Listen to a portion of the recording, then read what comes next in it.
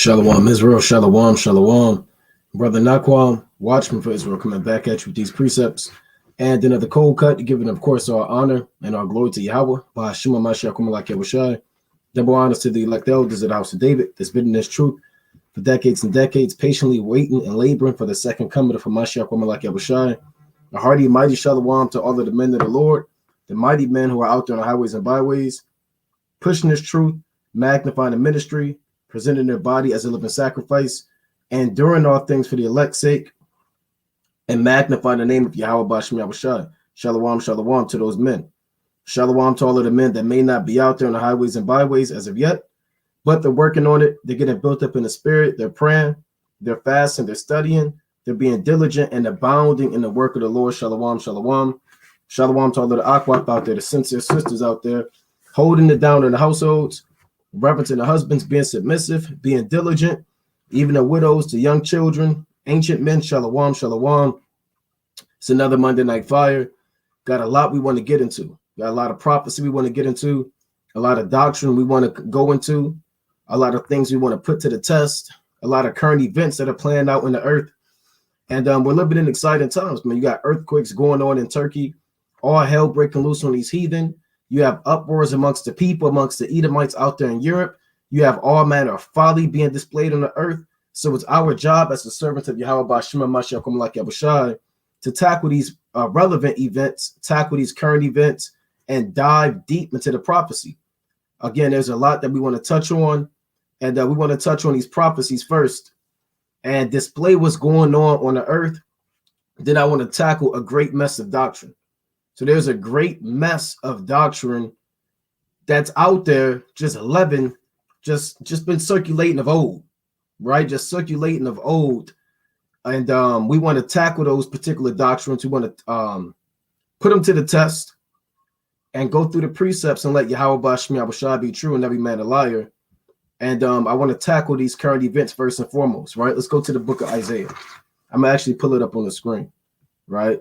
Let's go to the book of Isaiah. Salaki, bear with me. And I want to go to the 21st chapter, right? Salaki, yeah. Let's go to Isaiah chapter 21, because our job as the servants of the Most High to pay attention to the judgments and the prophecies that's going on the earth right now. You have to open up your mind and take your mind out of the world to a certain extent and pay attention to what's happening around you, man. Geopolitics, diplomatic affairs, current events, riots going on, natural disasters, earthquakes, and see the handiwork of Yahweh Bashem Yahushai. Right, let's go to Isaiah chapter 21, Salakia, and I want to go to verse 6. Right, let's go to Isaiah chapter 21, and I want to go to verse 6. Let me make sure the screen is showing. All right, bear with me. Right, Isaiah chapter. You've had about, I believe, I could be wrong. They say it's looking like 3,000 people dead, man. 3,000 of these heathen dead. Now, it could be more. You know, some of the numbers are saying 7,000. Certain numbers are saying 3,000. They're still counting. There's videos of these heathen hanging out of damn buildings, man, jumping for their life. So you got the Most High has unleashed a great world of destruction upon these heathen, man. Those Ishmaelites, those Ottoman Turk type Edomites, those Assyrians of old, man. It's the book of Isaiah chapter 21 and verse 6, right? Let me get this precept. Isaiah chapter 21 and 6. For thus hath the Lord said unto me, go, set a watchman, and let him declare what he seeth. So the Lord set up men to be able to declare what we see. When we see earthquakes, we immediately draw back and go dive into the prophecy. It stirs up our mind to think about not Mother Nature, like the world. The world sees these earthquakes and they think about karma, or they think about Mother Nature, or they're thinking about the tectonic plates shifting, and they're thinking about fault lines, and they're thinking about geology and a seismic rift and the Richter scale, and that's where their mind goes, man. Because that's how the so-called white man, Esau, if you can understand, taught you to observe the judgments of God. He taught you to stir it all back and divert it back to his science, man. Because he wants to have an answer for everything. But when we see the earthquakes and the thousands of people died and the riots, It's our job to equate that back to the Bible, man, back to the prophecy. That reminds of the second Ezra, the 9th chapter, Luke the 21st chapter, Matthew the 24th chapter, Mark the 13th chapter, Numbers the 16th chapter, Psalms the 9th chapter, Psalms the 66th chapter, and many other chapters that speak about Sirach the 36th chapter, Jeremiah the 10th chapter, that speak about the heavenly Father's works, man. So the Lord said, for thus said the Lord, for thus hath the Lord said unto me, go set a watchman. And watchmen were men whose job in the ancient world were to sit upon the highest places of the city, and their job was to warn the people. And they worked endless hours, painstaking labor, in the summertime, and the wintertime, and the seed time, and the harvest, and the hot, and the cold, and the night, and the day, and the twilight, and in the morning.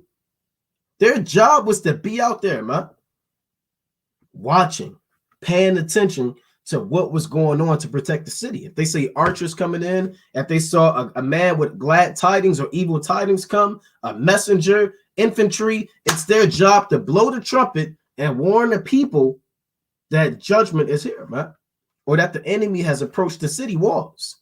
And then the city prepares itself and they avenge themselves on behalf of the Most High God, man.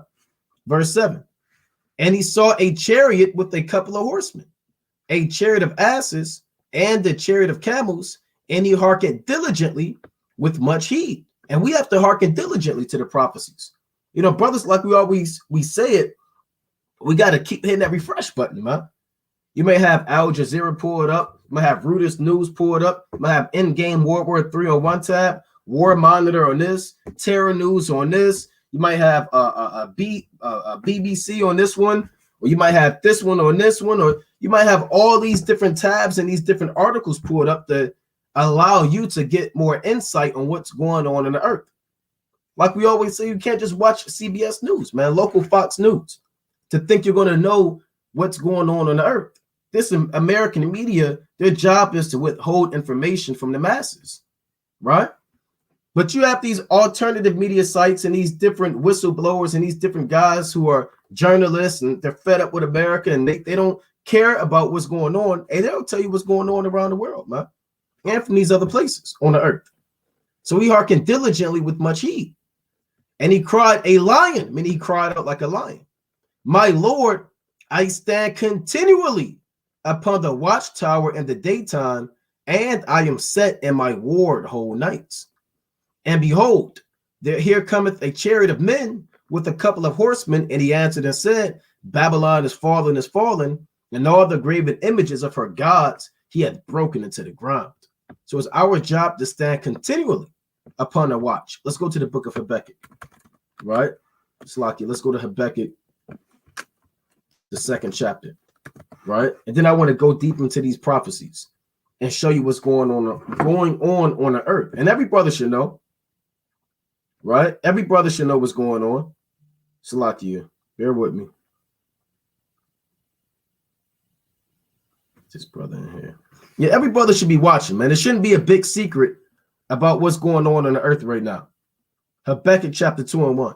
I will stand upon my watch and set me upon the tower, and will watch to see what he was saying to me, and what I shall answer when I am reproved. So the same thing Habakkuk in the previous chapter, he was grieved, complaining about what was going on amongst his people, the wickedness of the Babylonians, how the law was slacked, judgment never went forth, the wicked compassed the righteous, wrong judgment proceeded, and you had all types of evil. So he was complaining. He said, look, I'm going to wait. I'm going to see what the Most High is going to say unto me. I'm going to stand upon my watch. And it's our job, as we're being grieved in the spirit, to stand upon our watch and see the answers from Yahweh Bashem Yahushai, man. Right? And we'll watch to see what he was saying to me and what I shall answer when I am reproved.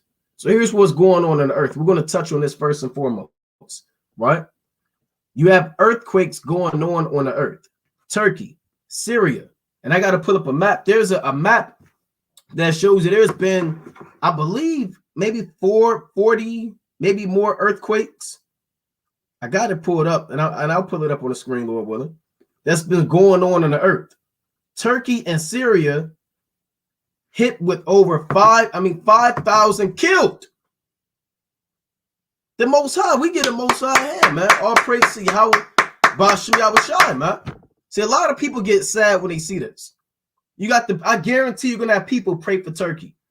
You're gonna have elementary schools and high schools doing canned food drives. Send aid to Turkey. Sweden right now, they're helping Turkey. Everybody's rallying. The world is being galvanized by the trauma that Turkey is experiencing right now. And everybody's coming together to help them out. And everybody's sad. They're crying. People are they're writing letters to their loved ones, and they're calling upon Allah out there, and the moon gods and the rock gods and the heathen demons, man. When we see these judgments, we get excited, man. If you was having a bad day on the plantation, hey, lift your head up, man. If you catching hell at home, hey, lift your head up, man. If your back kind of hurt, it kind of stand up straight, man. Because the handiwork of the Lord is being shown to you publicly.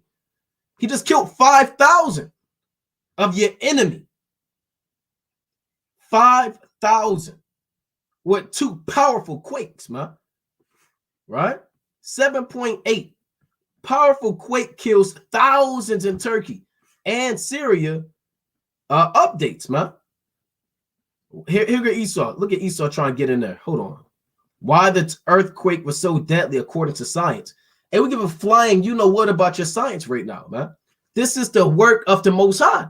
See, he has to come in and try to give an explanation about why the Most High is doing what he's doing. Esau always got to kind of creep in there, man, and try to explain what he can explain. Well, that's because, 60 years ago, we took the oil out and the tectonic plates, it shifted, and that one bumped that one. Didn't you know? That's what Esau say, man. But let's see what the Most High had to say about these things, man. Right, let's go to the book. We're going to open up the Apocrypha. Brothers know, you brothers that's been watching, you know what precept we're about to go to in the Apocrypha. Right, this is one of my favorite precepts in the whole Bible, man. In the entirety of the holy text.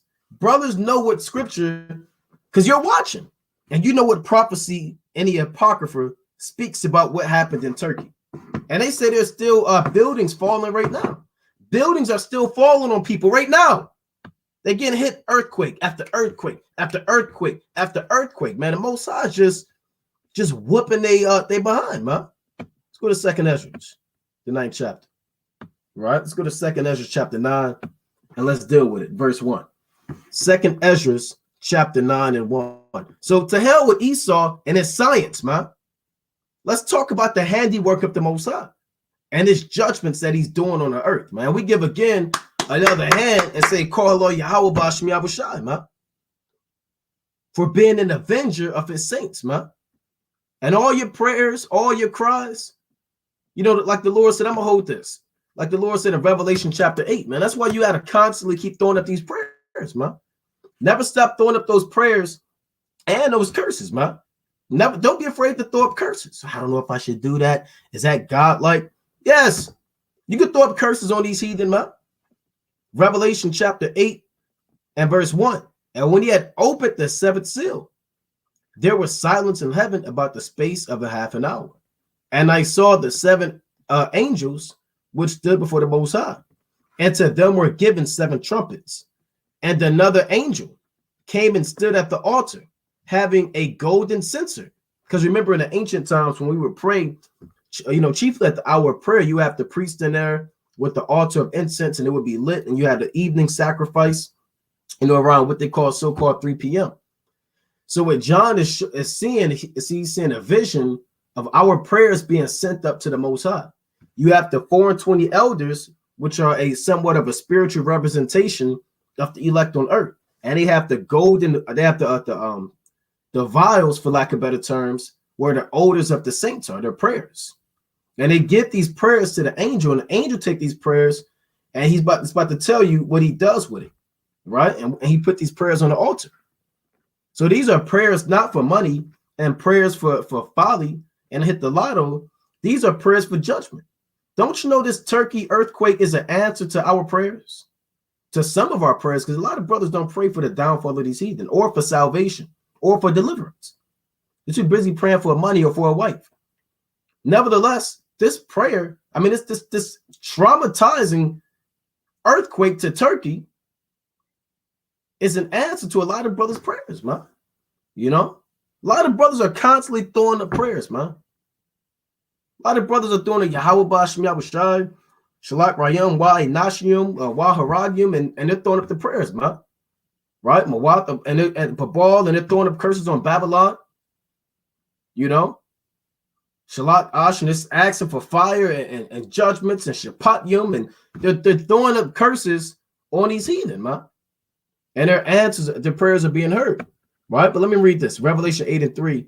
And another angel came and stood at the altar, having a golden censer, and there was given unto him much incense, that he should offer it with the prayers of all saints upon the golden altar which is before the throne. And the smoke of the incense, which came with the prayers of the saints, ascended up before the Most High out of the angel's hand. And the angel took the censer and filled it with fire of the altar and cast it into the earth. And there were voices and thunderings and lightnings and an earthquake. You see that? And an earthquake, man. So you have prayers, and then the angel take the prayers, and then there are judgments that come out on the earth, man. And you have earthquakes on the earth. Let's go to 2 Ezra chapter 9 and verse 1. He answered me then and said, measure thou the time diligently in itself. And when thou seest part of the signs pass, which I have told thee before. And how do you measure the time? By seeing what's going on the earth and linking it up with the Bible. All right, you see one prophecy, you see it play out on the earth, and you measure how close it is to the next prophecy by watching what's going on the earth, right?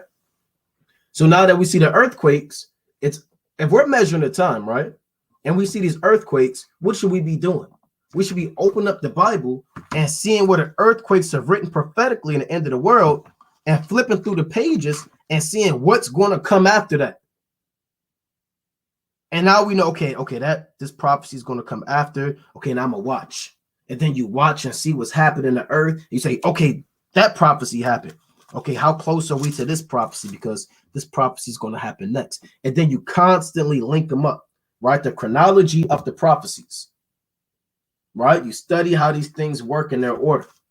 That's how you measure the time. Verse 2, then shalt thou understand that it is the very same time wherein the highest will begin to visit the world which he made. Right? The Most High is visiting the world with judgment, with earthquakes, riots, seditions. Now, we got word right now that we believe they're trying to lock the White House down. There's a threat. Let me pull this out. Threat, White House. Right? Let me see. They say right now there's a threat looming. All right, let me see if I can find this. Right? It's happening in real time. We'll update you as time progresses. But right now they say they're putting fences up around the White House, man. You know, due to what's going on. Right? They say something's in the works, but you know, we'll keep you updated as we receive more information on that. Right? We got inside guys, man. Right? Inside guys through the Spirit receiving that information in real time.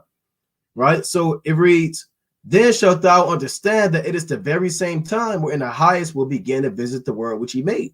So he's causing the White House to be updating their barriers and hyping up their defense. You got earthquakes, you got famines, you got seditions, you got a global recession, you got wars, you got rumors of wars, you got pandemonium, you got disease, you got the uplifting and the resurrection of the Israelites. You got cutting down to dismantling false doctrine.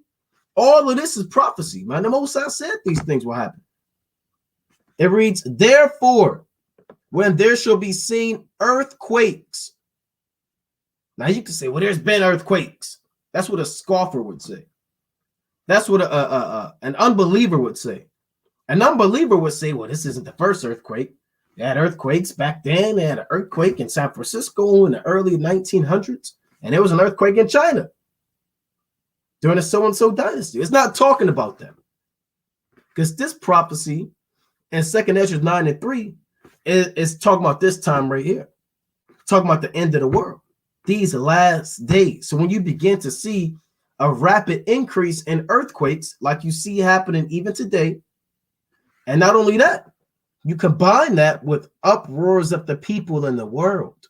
These are two major prophecies that Yahweh Bashmi Abushai isolated from the rest of the other prophecies to give you a clear indicator to let you know you're living in the end of the world. That time is ticking, right? Time is running out. The Most High had these devils make their doomsday clock. They even told you, and the Most High tapped into their mind to tell you that it's 90 seconds till midnight. The Most High tapped into their mind, man. Right? The king's heart is in the hand of the Lord. As the rivers of water, he turneth it whithersoever he will. Right? Amos, the 4th chapter, I believe 13 tell you that, man. That the Most High declareth unto man what is his thought. So the Lord has his judgments being showed heavily and mightily on the earth. And I was getting excited watching this, man. Where are these earthquakes at? Let's pull these back up. Okay, let's see. All right, so here, now I'm just going on so-called Twitter, right? So check this out.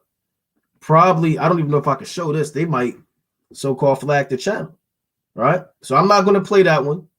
But basically, that video, you can watch it on. You can go to War Monitor, and whoever's running that page, that they're showing you what's going on. You know, and a lot of these guys that run these pages are Edomites, man. You watch that video, it's an Edomite or a heathen or Syrian or Ishmaelite, whatever they are. Some wild man heathen hanging from a rock. His foot is kind of caught in the rock. And he's screaming and crying. Now, I'm not going to play the video, but I'm going to play the audio. Because if I show the video, that, you know, they might say something, man. So let me play the audio.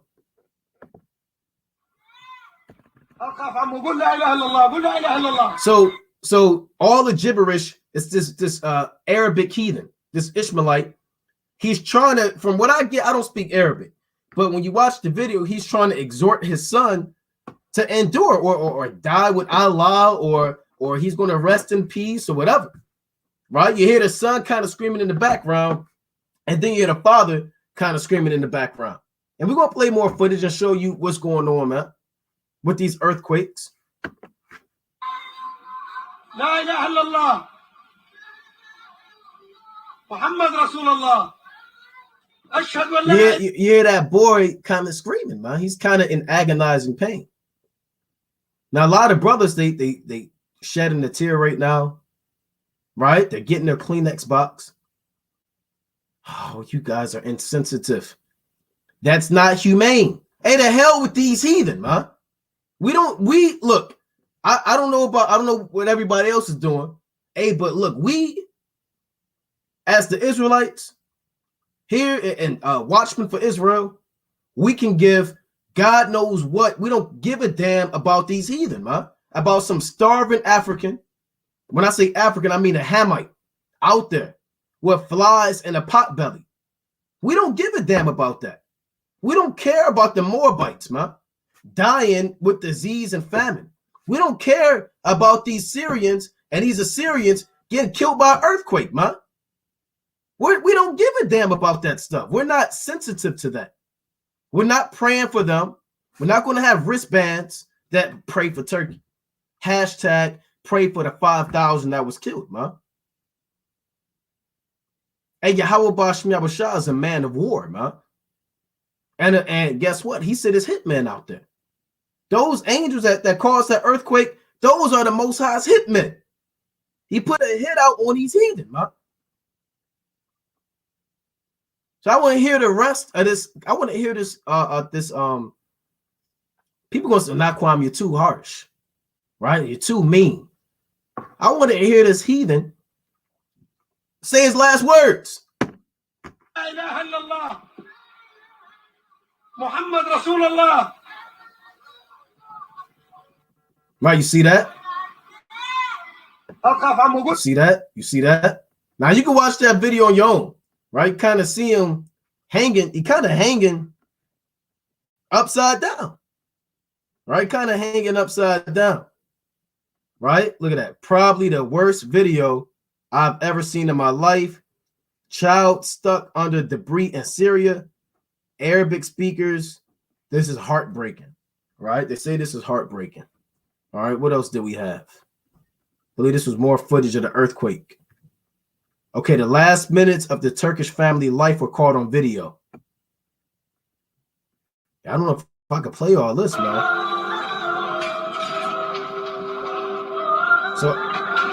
So I'm not going to play all of this because they might strike the channel. If you want to watch it, you can go watch it on your own, right? You can watch it on your own. So they got, hey, look, man, this thing is getting real, man. The Most High got footage of them, they last breath. You saw them kind of hurtled up under a ball. Now, here's a map right now of the earthquakes that's been going on today. Because it wasn't just Turkey. You know, we've been watching, they've been seeing earthquakes happening, you know, every 5 minutes, every 10 minutes. Now they're saying in Italy, it may be a tsunami warning, right? It may be a tsunami warning coming out that region, man. Because, you know, with those earthquakes come a tsunami. So these are all the earthquakes that's been going on today. Turkey, Syria, Europe, China, Japan, Australia, South America, was that Chile? You know, Central America, West Coast. What is this? New York. I think it was one in New York earlier. And Babylon, the Lord, I believe they gave a 3.8 earthquake in New York. Let me pull that up. Earthquake in New York. See if I can find that. Let's see. I believe that was today. See that? Magnitude 3.8 earthquake in New York. So the Most High is touching the earth. There are earthquakes happening all over, and these scientists, they're scratching their heads right now. They're sending their top seismologists, their top geologists, their top guys out there, man, and try to figure out what's going on. They're taking soil samples, and you know that they're putting things under the microscope, and they're trying to figure out what's happening. But this is the work of the Most High. Right, let's go to Psalms chapter 66. Right, this is the work of the Most High, and that's what these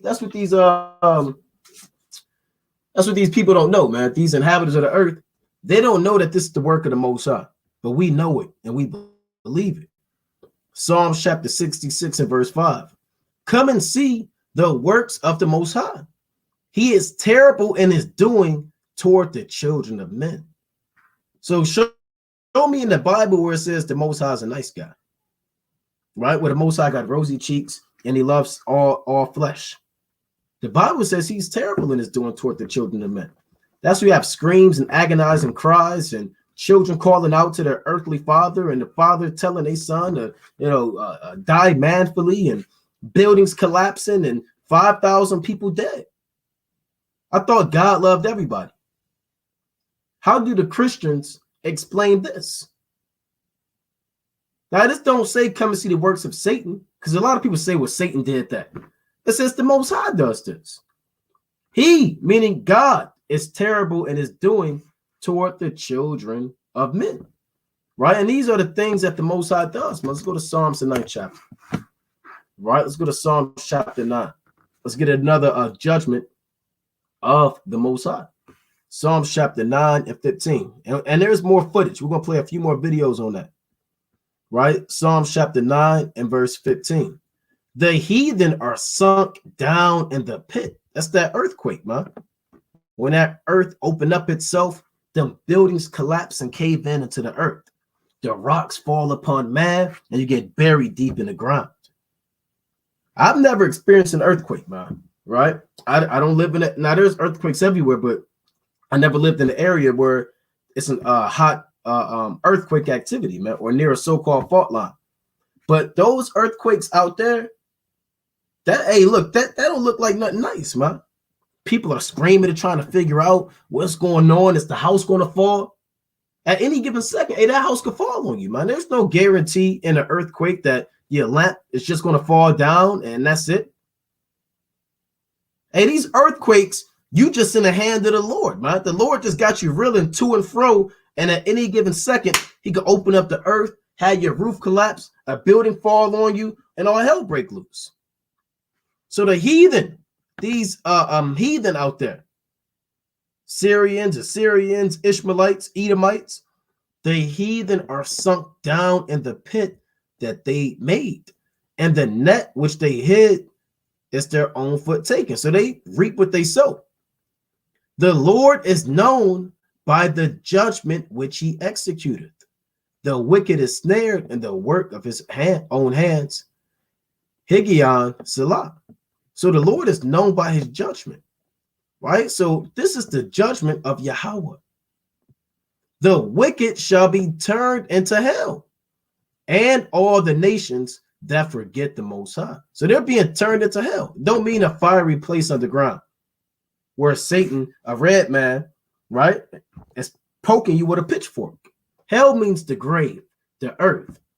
So these heathen, through these earthquakes and judgments, are being turned into hell. And not just them, right? Not just Esau, but all the nations that forget the Most High. And you Turks, you call upon these false gods, man. You call upon Allah. You call upon Muhammad. You have forgotten the Most High. Ishmael, he knew about the Most High. His mother knew about the Most High. His father, Abraham, he knew about the Most High. And you forgot about the Most High, and you started calling upon Allah and all these rock gods, and that's why there's 5,000 of you dead in the dirt, man. Right? Dead in the dirt, and you're going to be resurrected and brought into captivity, man. Let's go to Luke chapter 21. Let's go to St. Luke chapter 21, just to show you this biblically. Everything that you see going on in the earth can be displayed and shown in the Bible. St. Luke chapter 21, and let's go to verse, let's see, 6. Right? As for these things, the days will come, and the which there should not be left one stone upon another that shall not be thrown down. So look at these stones, right? Where's the footage at? Hold on, where's the footage? Got that footage. Hold on, where's the footage at of these earthquakes going on the earth? The Lord said the days will come. And we know ultimately that's speaking about on one level 70 AD, but on the deepest level, the end of the world, right? When he returns. But even as of now, these stones are being thrown down one upon another. These are still the judgments of the Most High. Right? Let me see if I can close out of this. So all you got to do is type in earthquake and go to video. Right? And you can see, look at this. Highway ripped apart. People probably got swallowed up. Don't you know the Most High did that to wicked Israelite men? Korah, Dathan, Abiram in the book of Numbers, the 16th chapter, as they rebelled against Moses. Really, they rebelled against the Most High. Right? But Moses and Aaron, they were the mediator of that time. Aaron was the high priest. Moses was the man of the Lord. And the Lord opened up the earth on those men. Let me get that precept. And swallowed them alive. And the Lord said they went down alive into the pit. Let's go to Numbers chapter 16. And don't really say, but I'm led to believe some of those men in Turkey, that's called a fissure. A fissure is when the earth opened up itself. That's what they call it. And then people go down alive. Then the earth closes itself back up, or a rock fall, and you kind of just stuck in the pit dead. Right? That's a horrible death. I'm not going to read this whole chapter. You can read it on your own. It's a beautiful chapter. Right? This is Numbers. Salakia. Chapter 16 and verse 29. Here's what Moses said. If these men die the death of Salakia, number 16 and 29, if these men die the common death of all men, or if they be visited after the visitation of all men, then the Lord hath not sent me. So Moses said, if these guys die of natural causes, if they die of a stroke, or he trip and fall and he busts his head. Hey, people die like that all the time. If they die in a normal way, then the Most High didn't send them. But if the Lord make a new thing, and the earth open her mouth, and swallow them up, with all that appertain unto them, and they go down quick into the pit. Then ye shall understand that these men have provoked the Lord. And those men provoked the Lord in Turkey, man. Don't you know all of those men every day, 5 times a day? Do you think the Most High likes hearing them calling upon false gods, man? Even though they're not the Lord's people. They're just calling upon a rock god or a moon god, man. Vanities. They ring the bell, the whole city chants, and I believe the Bible is banned in Turkey. Let me see if I can find that. Right? Let's see. I could be wrong, but I believe it's illegal. Let's see. Is Turkey forbidden? No, not is Turkey forbidden in the Bible. Yeah, I believe. Look at that. Hold on. Let's see. Christianity in Turkey. I believe it's you probably can be a Christian. I gotta look at it, look deep into it. No, see, they're talking about actual food. We're not talking about the turkey, right? That you devils eat on Thanksgiving. We're talking about the country. Right now, even if you are a Christian, you can't live an easy life out there, man. Right? Let's see. Bible, illegal, covert. Yeah, you have a hard time. You have a hard time out there in Turkey. Right? You have a hard time with the word of the Most High out there in Turkey. And that's where you had the original 7 churches, man. You had Pergamos, Thyatira, Smyrna, Ephesus, right? You had all these different churches out there during that time that John wrote his letter to, man. And now all of those men and all those people are serving a false god, man. Right? So let me go back to this. Those men that provoked the Lord. Numbers chapter 16 and 31. And it came to pass, as he had made an end of speaking all these words, that the ground clave asunder that was under them, and the earth opened her mouth and swallowed them up, and their houses, and all the men that appertained unto them. They and all that appertained to them went down alive into the pit, and the earth closed upon them, and they perished from among the congregation. See that? So that's a horrible thing. Imagine. You don't know what's going to happen that day. You get up, you brush your teeth, kind of walking around, you're eating your breakfast, and all of a sudden, stuff shaking in the house, man. Then the earth open up itself, and you fall down with all of your food, and the earth closes itself up, and nobody has seen or heard from you since. See that? People probably got swallowed up under these roads, man. Everybody's getting hit by earthquakes. Right? Everybody's getting jammed up by the earthquakes. And this is the work of the Most High, man. Right? You got families screaming, families crying. Hold on. Here's another one. Why the earthquake was so deadly. Let's see how many people are dead. People died. Earthquake. Turkey. Right? Let's see what they say. They got me. Hold on. Let's see. More than 3,800. Some say 5,000. Now they're saying 3,800. We really don't know. It could increase 8-fold. 8-fold times 8. It could be 10,000 people dead, man. It could be 10,000 people dead. This is the work of the Most High, man. Yahweh Shah said there shall not be left one stone. There's damn sure no stones left out there in Turkey.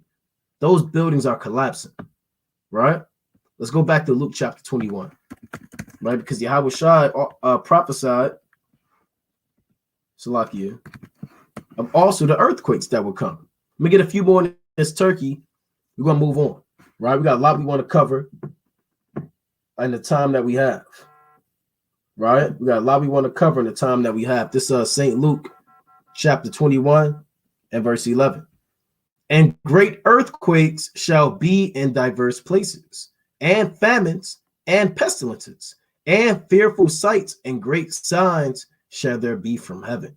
So you do have these great earthquakes in diverse places. Then we pull a map up. The map showed earthquakes in Asia, right? Like Japan, right? Southeast Asia, right? Korea. We had earthquakes out. It showed earthquakes out in Turkey, the so-called Middle East, Syria, Babylon, and New York, South America. Let's see if we can pull this up. How many earthquakes has there been today? How many earthquakes happened today? Let's see. Right? Because you devils supposed to have all the damn answers. So what do you say? Let's see. Right? They don't have. Right? They don't have a number out yet. But when you look it up, man, it's been probably about 20-something earthquakes today. And they're giving you live updates, man. You can watch these heathen in agony and vexation live, man. See, Jake, you want to watch the big game and the Lakers and the Celtics, and you want to watch, I want to see these heathen go through it, man. Look at this. Numbers of dead expected to increase rapidly amid desperate search and rescue operations following 2 quakes on Monday. Look at this. You ain't getting them out of that. If you under that, it's over. It's over. They're standing on top of the people. Look at this guy trying. It's over. Let him go. This is the work of the Most High. Yahweh, Ba'ashem Yahushua, man, he did this. Why? Because he wanted to. Because he's the Most High. Right? This from 2 minutes ago. We're getting this in real time. The number of people in need keep increasing and the crisis keeps deepening, says UN official. A top UN humanitarian official said damage to roads, fuel shortages, and harsh winter weather in Syria were hampering the agency's response to an earthquake on Monday that killed 1,444. Look at that number, right? More than 1,444 in the country and left millions in need of aid, Timur Azhari reports to Reuters.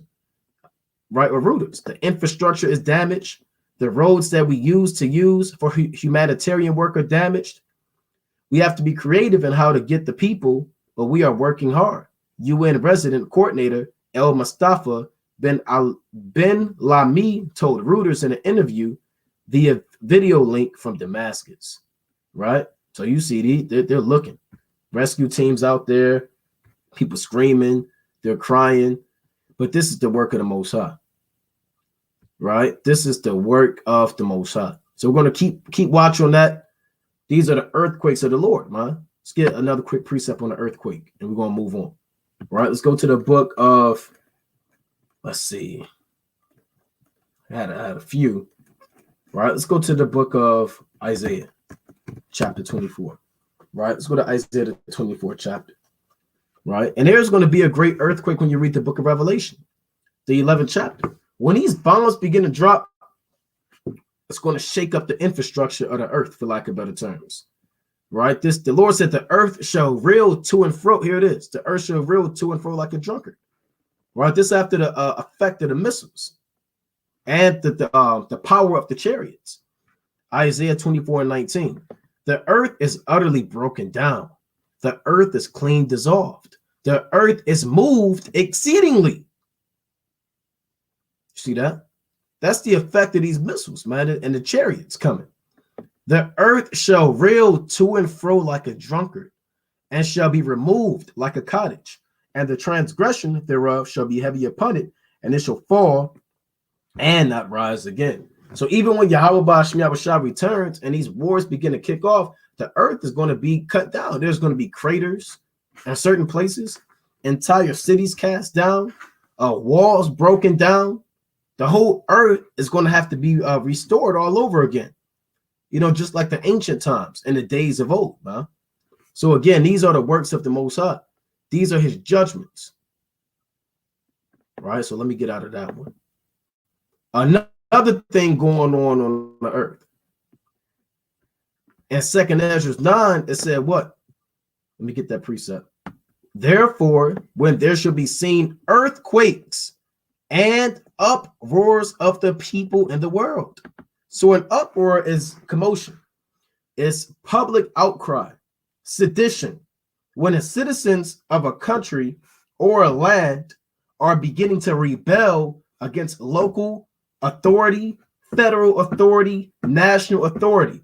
No longer do they take heed to the laws of the land. No longer do they accept political reform and agendas. They are completely going rogue. And they say, the hell with the system. We want to do what the people want to do. And the government says, no, we want you to follow us. And they begin to clash. And then you have protests in the streets, riots, mazel tovs, and breaking glass and burning buildings and storming capitals and killing politicians and fighting the police. And these things are happening all over the earth. And guess what? Yahushua prophesied of that too, man. Right, let's go to Mark the 13th chapter. Yahushua prophesied about the riots going on in Europe and in Haiti and in Peru, and best believe it's coming to Babylon. This St. Mark chapter 13 and verse 8. Yahushua prophesied of these things. For a nation shall rise against nation and kingdom against kingdom, and there shall be earthquakes. Well, we went over that. And diverse places. And here's the point. And there shall be famines and troubles. These things, it's like it, these are the beginnings of sorrows. So this word troubles, what is that going into? Let's go into that word. When you look into this word troubles, it links directly up with sedition and 2nd Ezra. Right? This word trouble is speaking about what's going on the earth, these riots and pandemonium, anarchy, if you can understand. Yahushua told you that these things will happen from the days that were before us, even from the beginning. Right? Let's play this. Okay, it may not play. Right? That's okay, though. Well, let's try one more time. Strong's G 5016. Tarache. Tarache. Okay, see that? Tarache. Guess what? It says disturbance, commotion, a tumult, sedition. Right? That's what it means. The Lord said there should be troubles. Look at this. Disturbance, rolling or of a mob, sedition, troubling. Because that's what happens when you got these mobs, they got picket signs, man. They got fire in their hands on a stick. Some of these guys got weapons, man. Grenades, smoke grenades, rocks, big clubs and baseball bats. Some of these guys got guns, man. You know? And they're not out there for nothing nice. Yahushua prophesied of these mobs, these seditions, these citizens overthrowing their entire kingdoms. Right? Let's get that in Luke 21. The Lord said there will be commotions. Right? Let's go to St. Luke chapter 21. Right? Get these current events first and foremost. And I still want to deal with a great mess of doctrine. Right? A great mess of doctrine. Right? St. Luke chapter 21 and I believe that's 9. Come. St. Luke 21 and 9. Here's one of the signs of the end of the world. But when ye shall hear of wars and commotions, be not terrified, for these things must first come to pass. But the end is not by and by. So what does this mean? The end is not by and by. This means although you see earthquakes and although you see riots going on, there are still more prophecies that have to come to pass. Right? There's still more prophecies that have to come to pass. There's still more judgments being delivered up. You understand? Being a pilgrim on the earth, or being cast into prison 10 days, which is a spiritual number. So all of these things still have to come to pass. The famine, these earthquakes is just the beginning. This is just the beginning of this thing. And things are only going to get worse. You got North Korea. They're telling their people be war ready. You have Iran, Russia, and China becoming closer than ever before, right? So here's that word commotions in the Greek. Strong's G 181. Akatastasia. Akatastasia. Instability, a state of disorder, disturbance, and confusion. And you have unstable governments. You have unstable people. You have states of disorder when there's no more structure and nobody knows who's in charge. That's what you see going on out in Denmark. And I'm going to show you. This is in real time. This is 2 minutes ago, man. Thousands of Danes protest canceling of a public holiday. Look at all of the Edomites. The Lord is putting a spirit on these Edomites to overthrow their own kingdoms. Don't you know there was a time when Esau willingly submitted to his own leaders and his own public authorities, prime ministers, presidents, elected officials? But now people have that rebellion spirit. The Lord has a spirit of rebellion in the air. And even these lower level Edomites, they're rebelling against their own people. Yahweh Shah said it best. He said, a nation divided against itself shall not stand. You know? And if Satan cast out Satan, how then shall this kingdom stand? That's what you're looking at. You're looking at Satan trying to cast out Satan. Let's get that. Let's get that in the scriptures. Let's not talk about it. Right?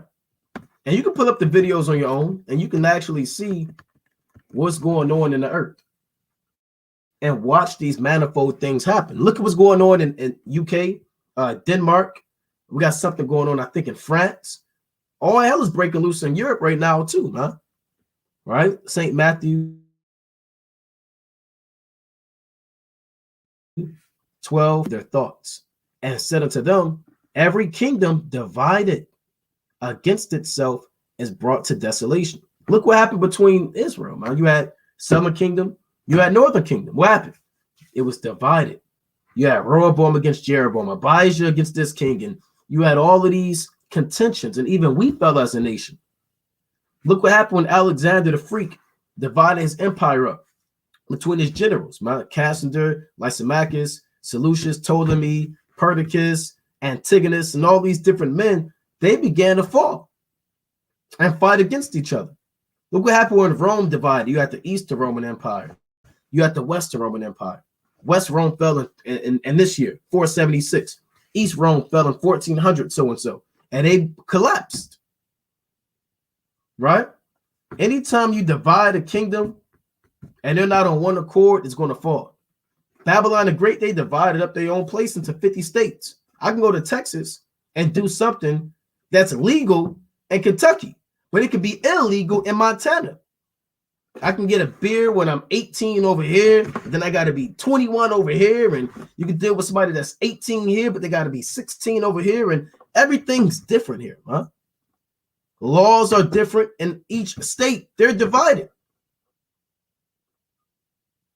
You have people in the West Coast, they want to secede from the rest of America right now, right? Cali, they want to secede from the Union. Oregon, Washington, you got states in America. They did a vote. I did a cold cut on it not too long ago on an old cold cut channel. I can't remember the question that was asked to the people. It was somewhat of the to the effect of, would you be willing to for your state to separate from America? And they asked these average Edomites, I think they took a poll of about 200, and like 85% of them said yes.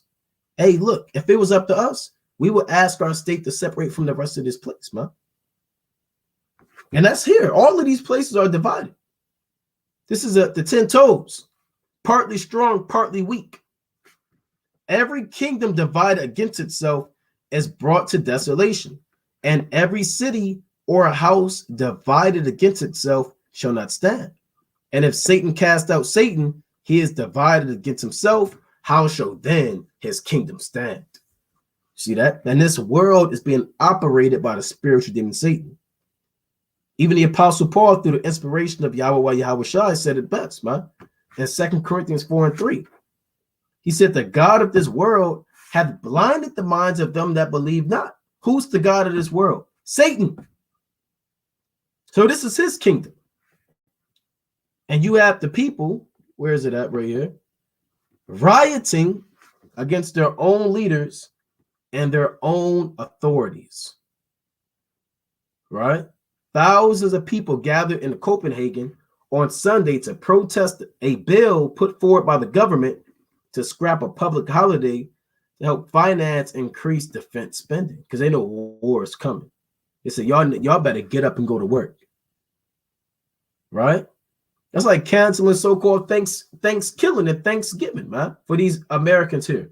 Or Christmas, or telling them you got to go to work on Memorial Day or July 4th. And they'll lose their mind, man. You can't take away Thanksgiving from this American, or Christmas or New Year's or July 4th. That's unpatriotic. What's the word? Patriotic. I know I'm pronouncing that wrong, right? It's not showing patriotism. We'll put it like that. You're not showing favor to this place, and these people will lose their mind, man. So you got that going on. You got protests in France. You got a national strike going on, right? A national strike going on right now in France. Look at this. So this is in Denmark. This is in France, right? We're going to show you this is in the UK. It's all over. It's all over the earth, right?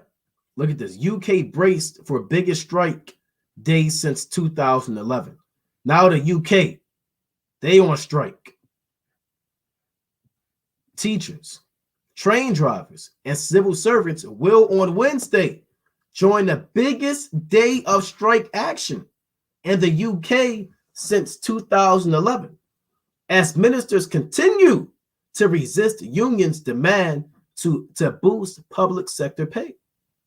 Right? About 150,000 teachers are expected to walk out. So this place is done. The earth is finished, man. The earth isn't how it used to be. Like we always say, there was a time when everybody obeyed the government. Right? There was a time when people didn't buck up, man. You just went about the motions. You went to work. You might have went to your son's baseball game or his soccer game, and you went home. You ate dinner. We speak about the life of these Edomites, man. You ate your little dinner, your casserole, and you might have had a glass of wine. You went to bed and you woke up and you grabbed your paper off the porch. You said hi to your neighbor. You had your cup of coffee in your hand. You might have had a big breakfast laid out that the woman might have made that nobody really ate. Waffles, pancakes, okay, blueberry muffins. Okay, you got cereal right here. You got fruit right there. Okay, you got turkey bacon and bacon right there. And the kid, he slide down the banister. He grab a pancake and he bite it. And he go catch the bus. And the dad goes to work. And this place is done now, man. Now they're on meth. The daughter's secretly dating a black guy. The mother's committing adultery against the husband. The government is railing down on the people. The people are bucking up against the government. The death rate is high amongst these Edomites, man. There's more dying than is actually being born. If you can't tell the Most High is touching the earth, I don't know what else to show you. What else do you want more proof? Do you need to see? It reads about 150,000 teachers are expected to walk out across England and Wales, affecting more than 8 to 10 schools. Commuters are also expected to be stranded, with 12,500 train drivers shutting down some lines entirely and leaving just a third of services running across the network. Roughly 70,000 university lecturers will hold the latest in a series of walkouts. So everybody's walking out. Teachers, train drivers, doctors, everybody's leaving and bucking up against their government, man. Let's go to the book of 2nd Ezra, chapter 15. And don't you know what's going on in these other places coming to America? Everything you see happening in the earth is coming to America. But when they hit America, it's going to be like on a sevenfold. It's going to be on a massive level when they hit this place. All right, let's go to 2nd Ezra chapter 15, and I want verse 14. 2nd Ezra chapter 15 to 14. Woe to the world and them that dwell therein, for the sword and their destruction draweth nigh, and one people shall stand up to fight against another, and swords in their hands. Right? And you have one people, this could be race war, right? It could be one nation against a nation. It can be internally between classes of people, between the government and the elites and the officials and your average Joes, man. Right? One people may have billy clubs and mazel tovs in their hand. The other people may have riot gear, shields, and batons and guns in their hand. The Most High is telling you what's going to happen.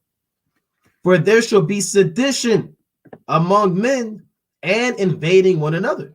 They shall not regard their kings nor princes, and the course of their actions shall stand in their power. So this links directly up with the troubles that Yahushua told you about at Mark 13 and 8, or the commotions in Luke 21, or the uproars in 2nd Ezra, the 9th chapter. It's been expounded upon in great detail now that these people aren't going to give a damn about the king. They don't care about these constitutions, these laws. They say, to hell with that. We want what we want. That's what this means. In the course of their actions shall stand in their power. So they're going to do what they want to do, man. You know? And they're going to go up against these systems. So you got earthquakes in Turkey and around the world. You got seditions among men. You got satanic award shows.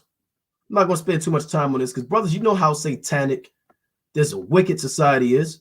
Look at this satanic. I wonder if I could play this. I could probably play this. Right? Why are American award shows so demonic? Right? It's from Twitter. Right? A brother retweeted it, man. Or commented on it. Look at this. Isn't this link up with the with the lesson we did, man? Right? You have people mad at the lesson. Oh, you should have made it so long.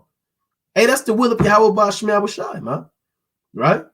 This links directly up with the system. You see, these people, they don't know what's going on. They're watching this. Oh, wow, that was a great performance. They're so blinded in their mind. They'll go to the next performance. They're not thinking about this the way that we think about it. They're looking at this satanic agenda, and they don't question it. They're drunk. They're perverted. They're controlled by the beast. So they clap their hands. Wow. Great performance. You know? I think his name is Sam Smith. Wow, did you see his hat? That was pretty cool. You want to get drinks? You know, that's what they said. You want to get some drinks? And I tell you what, some of these celebrities at center, they know the deal. But your average Joe out there, they're completely oblivious. But these Beyoncés, these Jay-Z's, these Drakes, these Amigos, and these guys, they know what the hell is going on. They have sold their soul. Does that mean they literally took their soul out? Okay, I'm going to get my soul out. Okay, put it in the jar and tape it. Okay, the soul of Beyonce. Okay, she put it on the bar. He said, okay, I'll give you 50 grand for your soul. They took the soul. No, there's no big room of souls. It's not literal, right? These people have sold their soul. They have denied Yahweh Bashmi Awashai, man. Even if they don't know about the Most High, they have denied integrity, righteousness, honor, morals, ethics, what they thought was upright in their own mind, and have sold their soul to the system, to the beast. Look at this madness. And this is a man.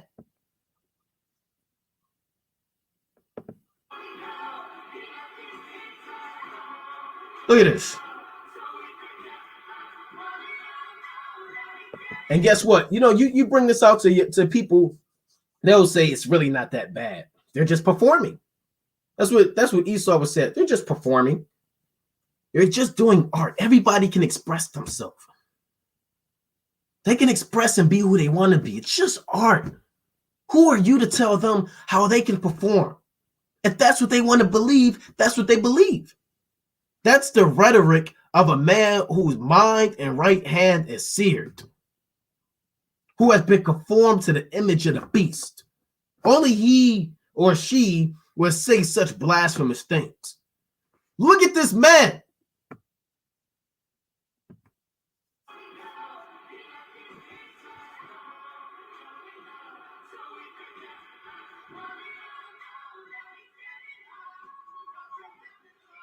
You know? Now, when you in the truth, you recognize this stuff. I know certain brothers, they don't watch this for entertainment. They watch it to pinpoint illuministic agendas and symbols, and they, rituals, and they analyze it. They watch it and analyze it and incorporate it through the scriptures. Other people, they may just watch it and they don't know what's going on. When we was in the world, we used to watch stuff like this, man. We used to watch the BET Awards, the Grammys in the world. We didn't know we don't know what we missed. There could have been all types of illuministic rituals and agendas going on, and we were completely oblivious and blinded. Right? So the blindness that you had in the world, just put that on the blindness of the people right now, man. And think about how their mind is operating and the system that they're in right now. Right? Let's get this precept. I quoted it. I'm gonna go back to that. I quoted it, but I'm gonna pull it out in 2 Corinthians chapter 4 and 3. Right? 2 Corinthians chapter 4 and verse 3. So this devil, his horns have been out. But if our gospel be hid, it is hid to them that are lost. So there's a particular people, they're just lost. They're created not to find the truth. In whom the God of this world, see that lowercase right there, whom the God of this world hath blinded the minds of them which believe not, lest the light of the glorious gospel of Hamashiach, who is the image of the Most High.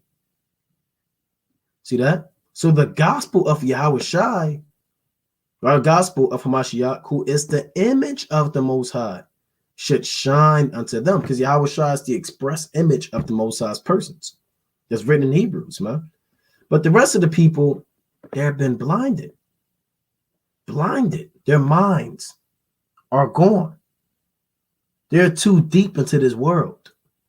Right? So let's play this. Where was this at? This madness. Here it is. Madness.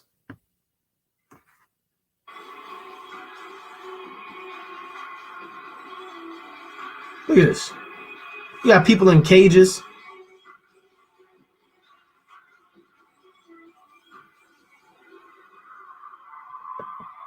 That's a ritual right there, man. I don't know all of the details behind it, right? I'm not in that world, but whoever, what do they call it? Choreography, right? And the producer, they were directly influenced by some type of demonic energy, by demons. The choreographer, because they got to put all of the dance moves together. Okay, put the stage right here. Okay, we need the lights this shade of red. Okay, we need y'all to take a glass of baby blood before you get on stage. Okay, we need you to shift 33 degrees right here. You got to be 33 degrees right here, and your hat got to be 6 inches horns. And they set that whole thing up. Everything is meticulous. Every ritual has to be meticulous. You can't wing a ritual.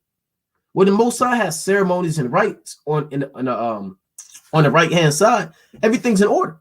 You have to have this much wine. Okay, you have to have this cattle. It have to be a male without spot, without blemish. You got to sprinkle the blood 7 times. Then you got to take the blood. So everything's done in order. Do you think that's only on the right hand side? No, that's happening on the left hand side.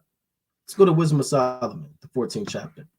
Right? That stuff is divinely on the left-hand side. When we say left hand, for those that don't know, the demonic side, right? The sinister side. That's what it means when you go into it, right? So this is Wisdom of Solomon, chapter 14. And let's see. Bear with me. I want the secret ceremonies. Yeah, that's it right there. Wisdom of Solomon, chapter 14 and 23. For whilst they slew their children in sacrifices, or used secret ceremonies, or made revelings of strange rites. And that's what's going on. These Canaanites did it. In Babylon, you follow those same ways. You're an amalgamation of all these ancient kingdoms and their philosophies and their structure. So you take their same secret ceremonies and you make it your own. And you put it in plain sight. They call it eyes. Have you seen the movie Eyes Wide Shut? They show you what's going on in the movie, right? And that's why it's called that. Secret ceremonies or made revelings of strange rites. So they have secret ceremonies, and the Illuministic ceremonies are found in the Bible. To the same thing in Wisdom of Solomon, the 12th chapter, right? So let's move on, because I still want to get into this great mess of doctrine, right? Look at this madness.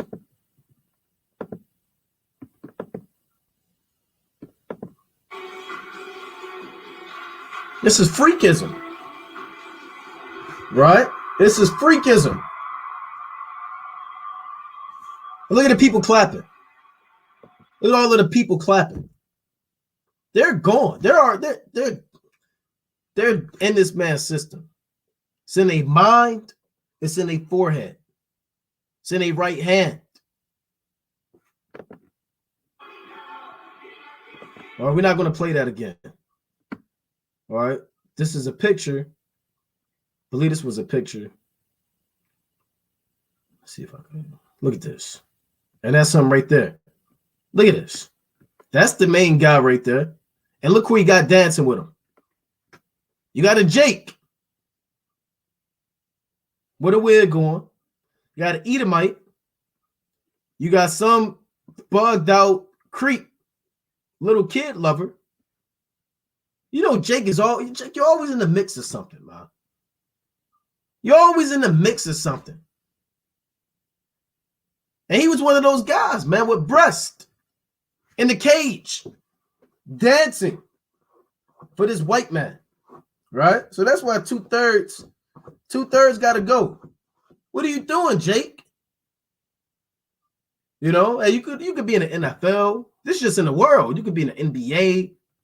You're being a dancer for a sodomite, man.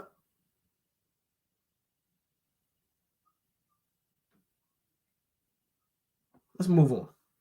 You got this guy, right? This guy looked like that guy. All right. You got these Edomites right there. They all got wigs on. She looked like one of the priestess. Now you got a high priest and a prophetess. She's probably one of those top priestess. Oh, and that's probably her controller. And look at this Negro. Look at this. This is.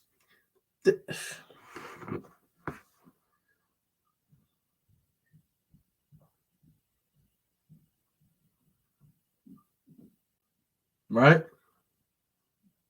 Let's go to Wisdom of Solomon, the 12th chapter. Right? Let's go to Wisdom. Sometimes, you know, words can express. Words, you want to be mad. I am mad, but it's like you're also confounded at the same time. Right? So it's like, well, it's hard to really deal with it, man. You know, let's go to the book of Wisdom of Solomon, chapter 12. We talked about it, but we're going to read it. Look at this madness. Is this it? Which one is it? Hold on. Look at this sickening image. And these guys love taking this picture. Maybe it was this one. All right. Hold on. See, now they're taking all day to pull it up. Right? But you had two Jakes in there, man. And you know, it's probably not easy to be on a Grammy stage. You probably got to audition. I don't know. I wouldn't know, but I'm sure just like everything else, you got to audition. You got to have talent. Do you think these guys could just dance? Because you got men dancers, right? You got guys that dance, and which I'm not a fan of, you know, but you got people that do that stuff. But these guys had to do something else. He looks soulless. Look who he's next to. Look at her eyes. So they're like the priestess or the prophetess on the left-hand side. And Jake, you know, you have to do God knows what. Look at these nasty red gloves you got on. What are you doing with them gloves? Is that blood on your hands? Supposed to be blood? And these red shoes. This man got a dress on like Mary Poppins. And he proud. This guy, he proud about it. See, he looked proud about it. This guy looked a little bit more lost, but he's proud. Right? And this is a sick image right here. Let's go to Wisdom of Solomon, the 12th chapter. Right? Wisdom of Solomon, chapter 12 and verse 3. For it was thy will to destroy both by the hands of our fathers, both those old inhabitants of thy holy land. So it was the will of the Most High. The Lord putting it back in time. During the time of Joshua, during the time of Caleb, as we entered into the promised land, it was the will of the Most High to cut down the Amorite, the Perizzite, the Girgashite, the Hittite, the Hivite. That was the will of the Most High. It's going to tell you why the Most High had us do that. Whom thou hatest for doing most odious works of witchcrafts and wicked sacrifices. So the Most High used us to kill off the Canaanites because they were doing the same thing the white man is doing. Esau.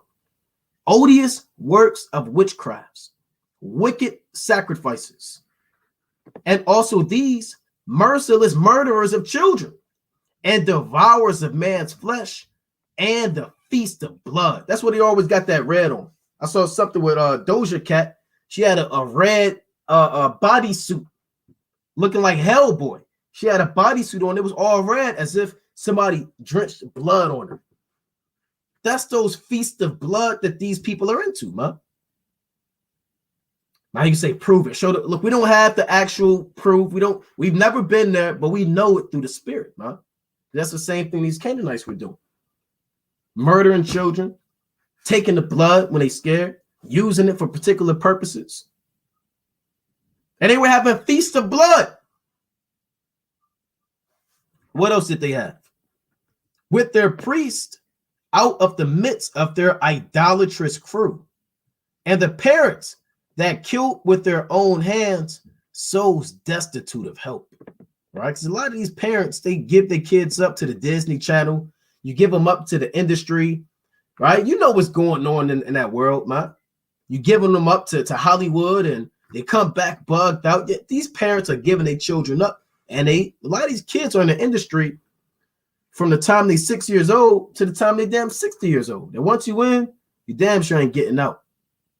So look at this. Again, one last time. Take a look. It's in the book. Look at this madness. This is sick. That'll give you nightmares, man, if you weren't in the spirit. Right? What else do we have? All right. Let me close this out. Okay, this was something else. So Salakia, let me pull this up. Oh, that was just more earthquake. All right. We kind of covered the earthquake stuff. Right? But that's more earthquake. I had more things I wanted to pull up. Yeah, this was it. Look, Sam Smith and Ken Petras unholy Grammys. And guess who sponsored the Grammys? I don't even know if I can say their name, right? Because they might flag the channel and call it whatever they want to call it. But it's right there with the Pfizer, man. You know? They're the ones who actually sponsored the Grammys. And they're the ones that gave the poison. For all you people that took the poison and got weak. For a Big Mac. Or for an extra $15 an hour. The company that sponsored the poison and put it out there publicly is the same company, Satanic Wicked System, that said, we're going to host the Grammys. Give us the right to do so. And we're going to make it as wicked and satanic as possible. How are we going to open it up? With Satan, of course. You see that? Right? You even got Edomites mad at this, man. You got Edomites getting mad at Esau about these things. Esau mad at Esau. Right? Let me close out some of these things. Now we're going to deal with another part. All right, brother just hit me up. Brother said blood moon right now in North Carolina. See that? They say it's a blood moon right now. Right? It's a blood moon. Yep, and the brother sent the picture. So let me see that. We're getting hot information, man. Let me I'm gonna pull this back up. But it's a blood moon going on right now in North Carolina. So check this out. Hold on. Let me pull this up. I'm just got to play it off the phone. Hold on. The brother said he was in the background. Hold on. Bear with me. Salakia.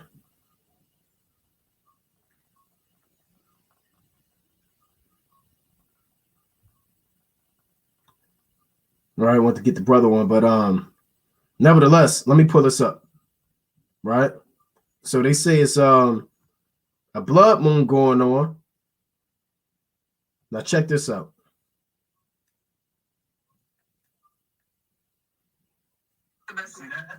Hold on.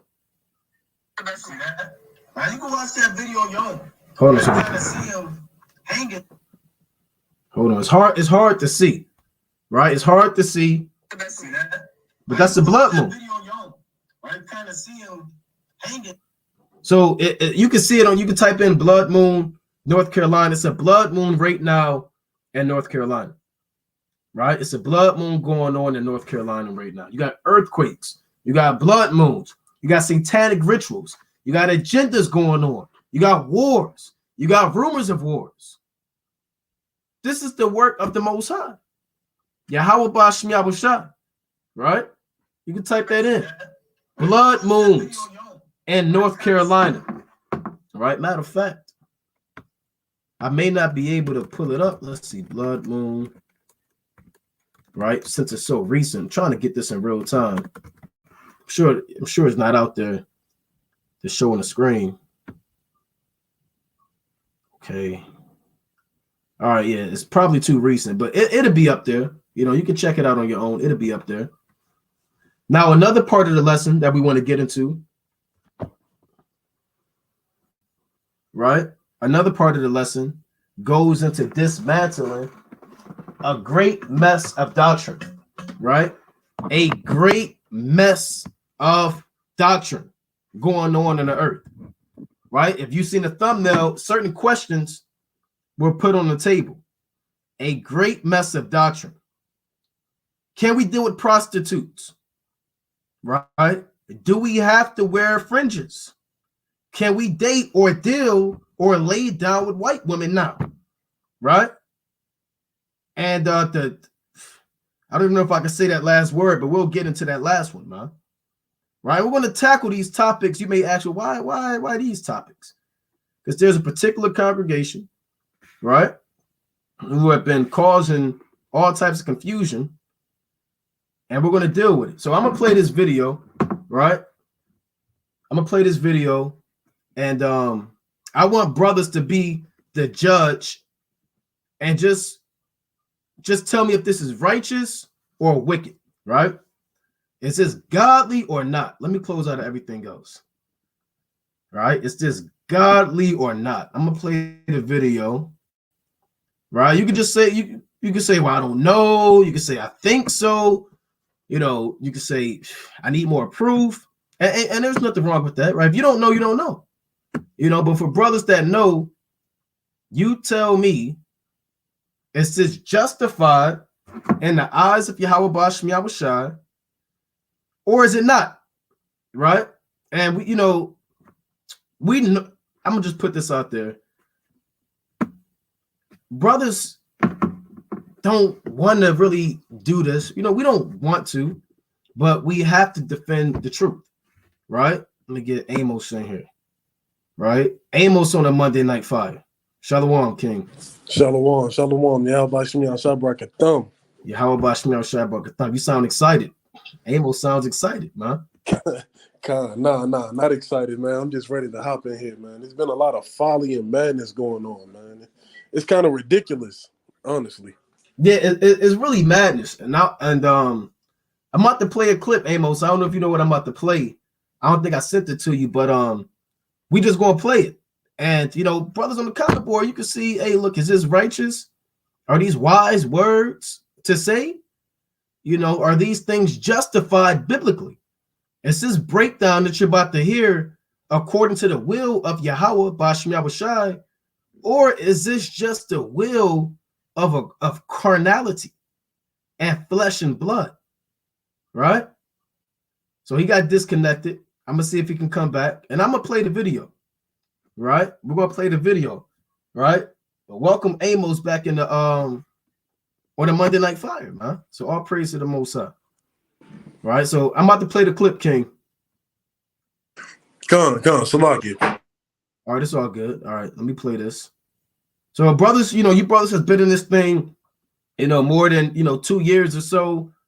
You let me know if this is a righteous or not, right? Not even 2 years. If you know, you can just see in the spirit. Then we're gonna go into precepts.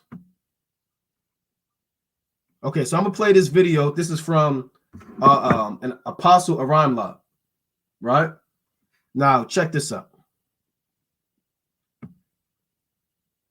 2 Corinthians chapter 6. So we're addressing right now prostitution. Can we deal with prostitutes in these days, in the last days, or now, or in the kingdom, or was it righteous during the time of the apostles? And can we deal with prostitutes? That's the question on the table, and they're going to provide an answer. They're going to let the Most High speak. And 16. And what agreement had the temple of the Most High with idols? For ye are the temple of the living power, as the Most High have said, I will dwell in them and walk in them, and I will be their power, and they shall be my people. Wherefore come out from among them, and be ye separate, saith the Lord, and touch not. It's only 2 minutes. Thing, and I will receive you. There was another one. It's about 2 minutes. First Corinthians 6. Just bear with me 1 second. 1 Corinthians 6. Let me see if that's the one. It might be probably 90 seconds left. Verse 16. 1 Corinthians 6:16. What? Know ye not that he which is joined to an harlot is one body? Meaning joined to a harlot, what? Meaning partaking in these rituals of these. So we're going to go to 1 Corinthians 6:16 and break it down the right way, right? Nations that would join you to their idols in so-called spiritual matrimony, spiritual marriage. What joins us spiritually to the Most High in matrimony, holy matrimony? By keeping his laws, statutes, and commandments to the best of our abilities, doing the things that the Lord, requires of us, and that is what joins us to the Lord. So what joins Jake to these different nations and their idols is the things that they do with them. It says, what? Know ye not that he which is joined to an harlot is one body? For two, saith he, shall be one flesh. So this is not speaking about an actual harlot. This is so they're going to 1 Corinthians, the first chapter, the 6th chapter rather, and saying that chapter is not dealing with actual harlots because they believe that you can lay down with a prostitute. He shall be one flesh. So this is not speaking about an actual harlot. He said that's not talking about an actual harlot. This is speaking about doing the rituals of these nations, just like we read in Numbers 25. So of 1 Corinthians 6 isn't talking about actual harlots. Now here's something else. Salakia, can we read 15 real quick so we get the understanding? Yeah, real quick. Can I play like 5 seconds of this one? Only 5 seconds. Come on, absolutely. Okay, I'm gonna play 5 seconds of this one. This is a word on prostitution. Listen to this. You can watch the whole thing if you decide to on your own. So you're taking out of context. You only took a clip. You can watch the whole thing on your own if you want. I'm gonna play this. All about they're all, that's why I named the video the boggle of the Tampa Israelites. That's a boggle for them. Yeah, a brother can deal with a prostitute, brother. Yeah. Okay. You heard that? Hold on.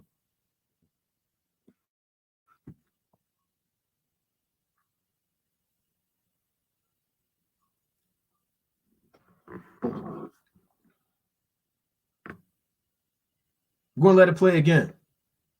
Right?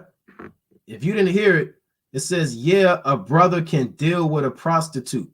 Brother. So you can't say that we're making that up. Oh, Naquam, Amos. You know, you're putting you're That's why I slandering. named the video the bottle of the Tampa Israelites. That's a bottle for them. Yeah, a brother can deal with a prostitute, brother. Yeah. Okay. And it's like they miss the scriptures that speak about the men of the Lord back then dealing with prostitutes. All right. That doesn't. So we're gonna pause it. There's more we could get into. You put it onto them, they like that deaf adder. Told Hosea to go deal with a prostitute. And we're gonna deal with that. So you hear it. Yes, we can deal with a prostitute, brother. All right, Amos. I don't know if he's still on. Right? 1 Corinthians. So according to Matt, you might be on mute, King. I don't know. Con. Yeah, I was on mute. Can you hear me? Oh, yeah, I can hear you. Con. I was saying, if we go to 1 Corinthians 6 and 15, it gives you the context of what's being talked about, right? It's talking about us being part of the members of Yahushua, right? If we're being part of the members of Yahushua, how much more shall we be holy, like it's talked about in 1 Corinthians 5 and verse 23, I believe. We're supposed to be holy, right? Not subject to the things of this world, right? 1 Corinthians 6 and 15, it says, know ye not that your bodies are the members of Hamashiach? Shall I then take the members of Hamashiach and make them the members of a harlot? God forbid. Meaning, you know, in a small complex of what's going on, us individually are the bodies of Yahushua. But as a whole, as Yahushua being the Godhead of everything, right, through the power of Yahweh, how can we join a harlot unto the body of Yahweh Bashem Yahushua? That makes no sense, right? It's not talking about rituals. It's talking about joining things that are contrary to the works of Yahweh Bashem Yahushua unto the body of Yahweh Bashem Yahushua. Right? And real, oh, go ahead, King. Go on, no, you got it, King. Go ahead. Yeah, and that's why it's very important to keep things in its proper context. Because when you read the 5th chapter, it gives the foundation on why this is going on. You had a man that was committing fornication. So when you read chapter 6 and chapter 7, they all go hand in hand about Paul addressing the exact same conversation, right? That's why 1 Corinthians 6 and 9 says, know ye not that know ye not that the unrighteous shall not inherit the kingdom of God. Be not deceived, neither fornicators, nor idolaters, nor adulterers, nor effeminate, nor abusers of themselves with mankind, nor thieves, nor covetous, nor drunkards, nor revilers, nor extortioners shall inherit the kingdom of God.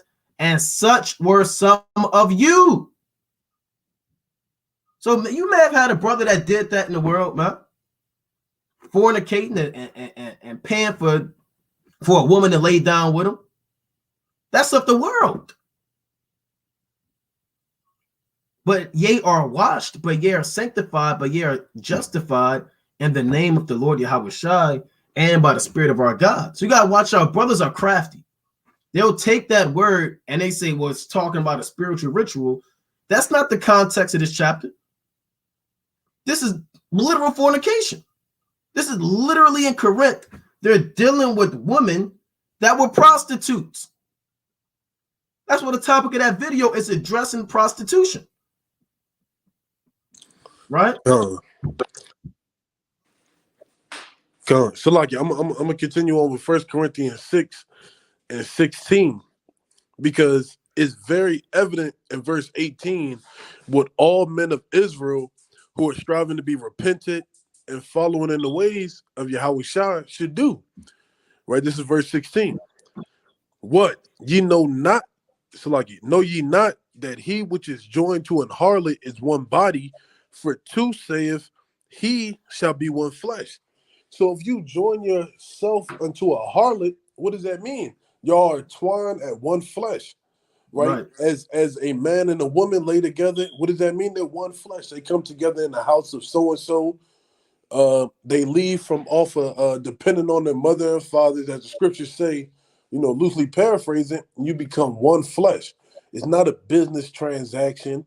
It's not something you do when you're bored or you're lonely and you feel like this is what you can do because it's according to the scriptures. No, you're becoming one flesh. When you lay down with a woman, that's a blood covenant as coming into one flesh, right? Verse 17. But he that is joined into the Lord is one spirit, right? That's why the Lord tells you to walk in the spirit so you don't fulfill the works of the flesh, loosely paraphrasing, right? In Galatians 5. So if you're walking in the works of the Lord, you're not going to fulfill the lust of the flesh. You're not going to want to do these things because the works of the Lord is going to compel you to be as how Paul was, right? And how was Paul? He was what? He was a eunuch for the truth. He was a eunuch for the truth's sake that we may be saved. You're going to want to be like that. And if you can't compel to be as Paul, you're going to marry unto a wife and not give into this fornication and want to lay down with Pam, Sue, Margaret, Harriet, whoever the hell you laying down with. Verse 18, flee fornication, right? That's very important. That's the key thing listed in verse 18. Flee fornication. So, Laki, can we go to the blue letter of fornication? Right. And also, yeah, go ahead, King. Yeah, I'm gonna fill it up. Let's go to the fornication. Look at this word right there.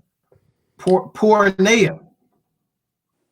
Right? Flee from that. And it's not just pornography that's accessible on your phones or your computers. That's not what that's going into, right?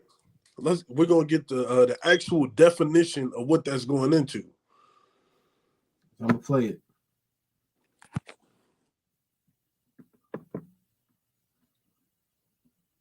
All right, it might not play. It might be taking a while. So while that loads up, here it is right here. Illicit sexual intercourse, adultery, fornication, homosexuality, lesbianism, intercourse with animals, intercourse with close relatives, intercourse with divorced man or woman, or defilement of idolatry, incurred by eating sacrifices offered unto idol. So that's going into illicit sexual intercourse. You're supposed to flee from that, right? If we're supposed to be walking in the manner of Yahweh Shai, there's no account of Yahweh Shai laying down with prostitutes. There's no account of Yahweh Shai entreating prostitutes to lay down with, right? That's why it says flee fornication. Every sin that a man doeth is without the body, but he that committed fornication sinneth against his own body. How do you sin against your own body? You bring these illicit things unto the temple of the Lord. And who's the temple of the Lord? Those who are walking in the spirit of Yahweh Bashem Yahushua, according to 1 Corinthians 3, right? In verse 16. We're the temple of the Lord. We're walking as a representation and an embodiment of what Yahweh Bashem Yahushua is supposed to represent on the earth today. So with us grabbing a harlot and making it twine with our flesh, we're defiling the temple of the Lord. And what did the Lord say about those who defile the temple of the Lord? They're going to be destroyed, right? We're not going to justify the things that our forefathers did. Like all our forefathers weren't off. Like all our forefathers didn't commit iniquity, right?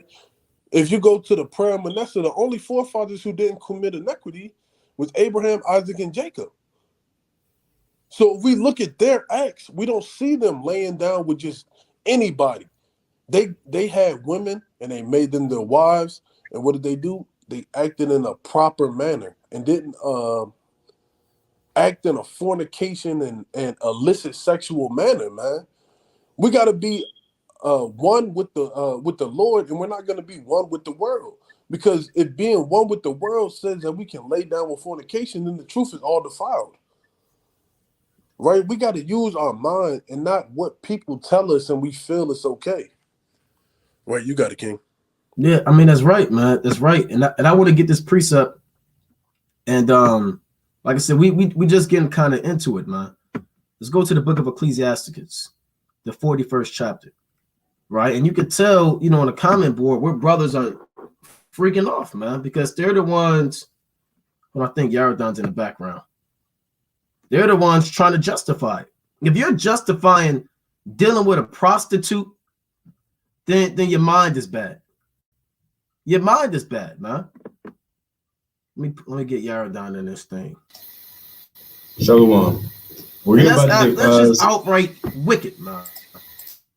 Just outright wicked, man. And in this video, we're going to show you, they say, well, some of the prostitutes are clean. They're some of the cleanest women you ever meet. Right? And the video is horrendous. Right? Let me pull this up. Yaradon, is he in here? You on, King? All right, bear with us. Bear with us. Trying to bring Yaradon on. Yeah, so if you're dealing with prostitutes to say, well, Hosea did it. First of all, the Most High had Hosea do that.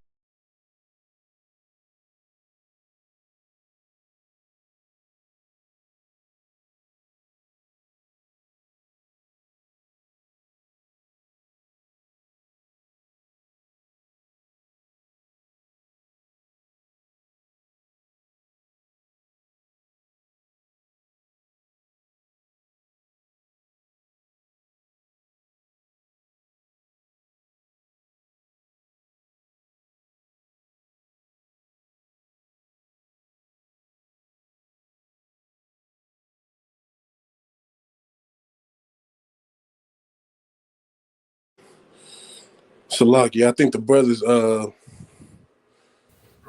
Wi-Fi might have went out. You back on here? Yeah, it went out. Come. But yeah, but I was saying, man, that's the Lord had Hosea do that for a specific reason. There are many. The Lord said the prophets have been for signs and wonders. In the book of Hebrews, the first chapter says, God, who at sundry times and in diverse manners spake in time past by the prophets. Isaiah was walking around naked. Does that mean we can all walk around naked? Ezekiel cooked his food with dung. Does that mean we could do that? Ezekiel had to lay on his side and drink his water, eat his food in measure and in weight. There are plenty things our forefathers did as prophets that were set up as signs to show the judgment to the Most High. Samson was off. Samson dealt with a prostitute. It was off. His father told him. Even in Judges, the 14th chapter, why do you want to deal with a Philistine woman? Why don't you want to deal with your own people? Judah went off, dealing with the Canaanites. So there's no justification in that, man. Now, let me get this precept real quick. Sirach 41. That's it. That's 17. it.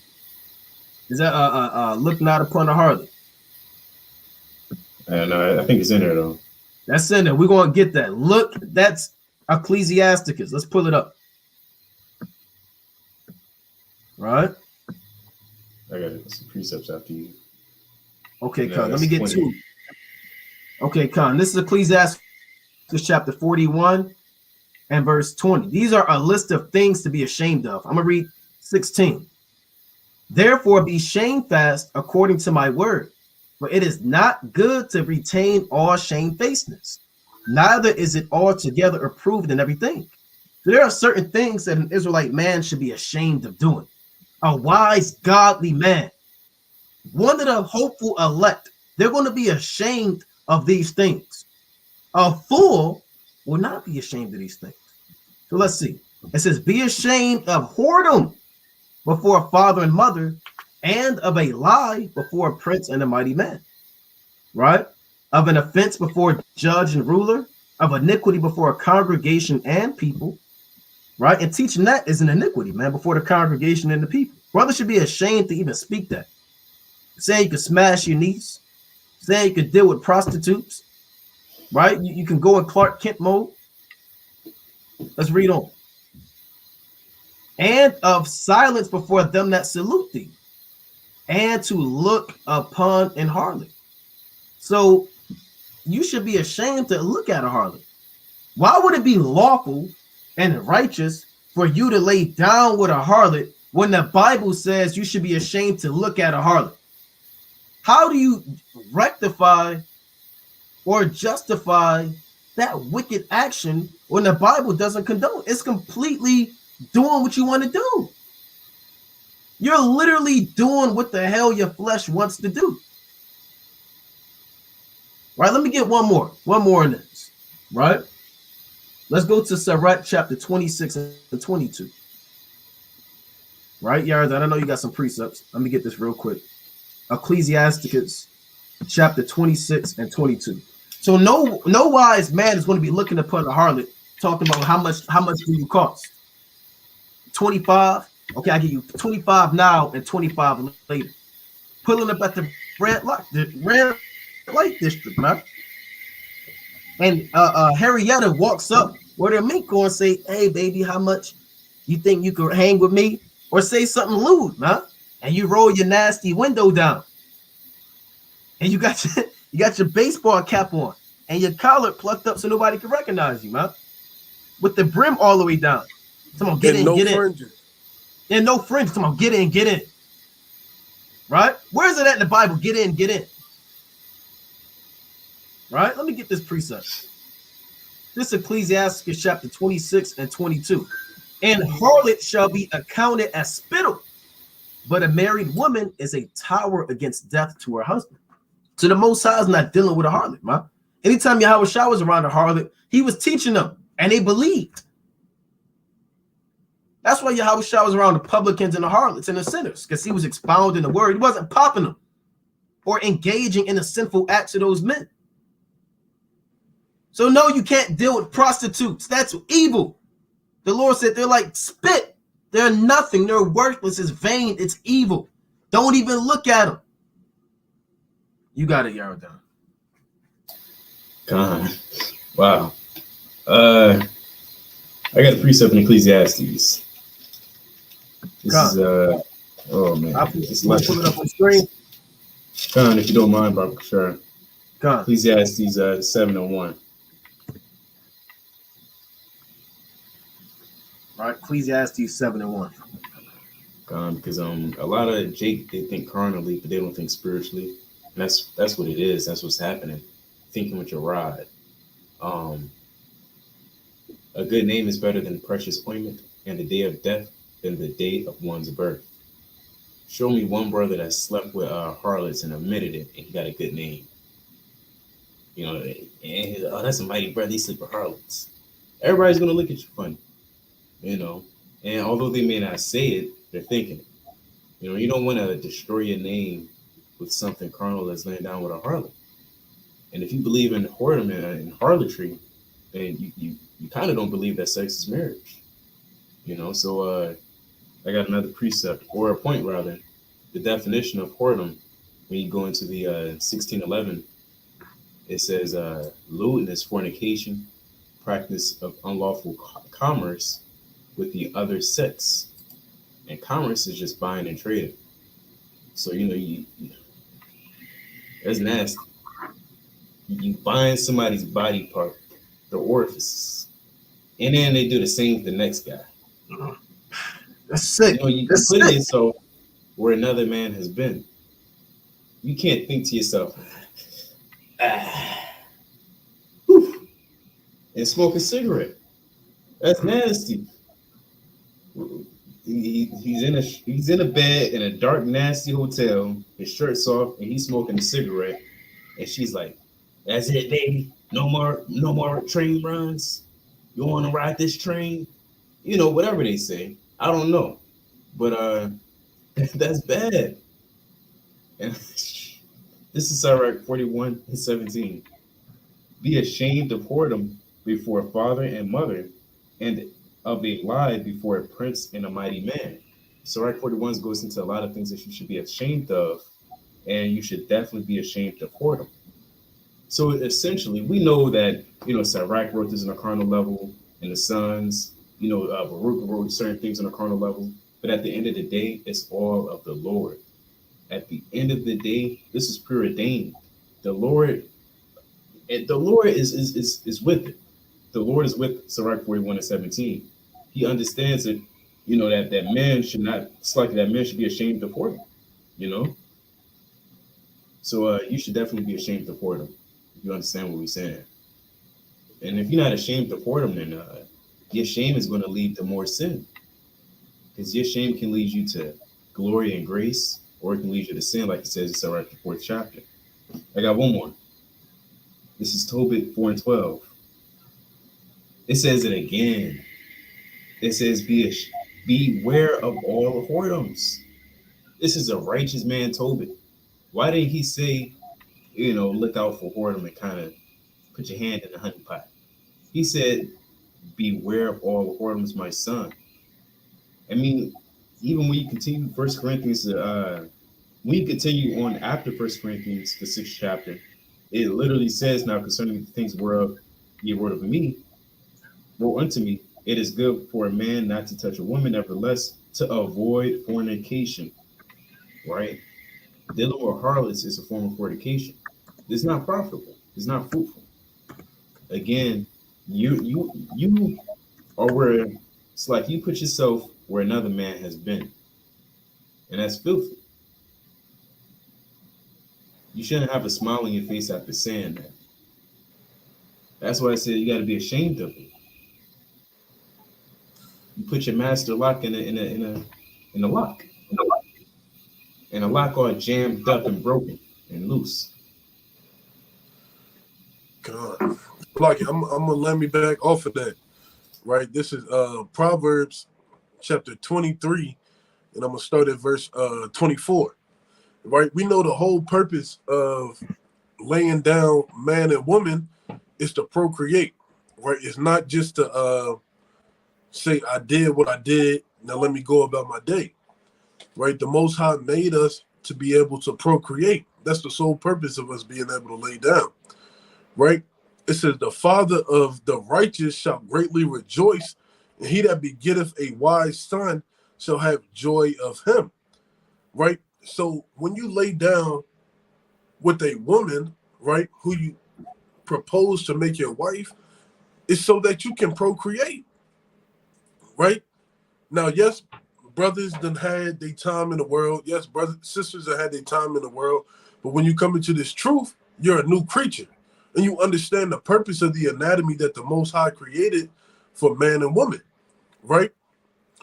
It says, the father and thy mother shall be glad, and she that bare thee shall rejoice. Salaki.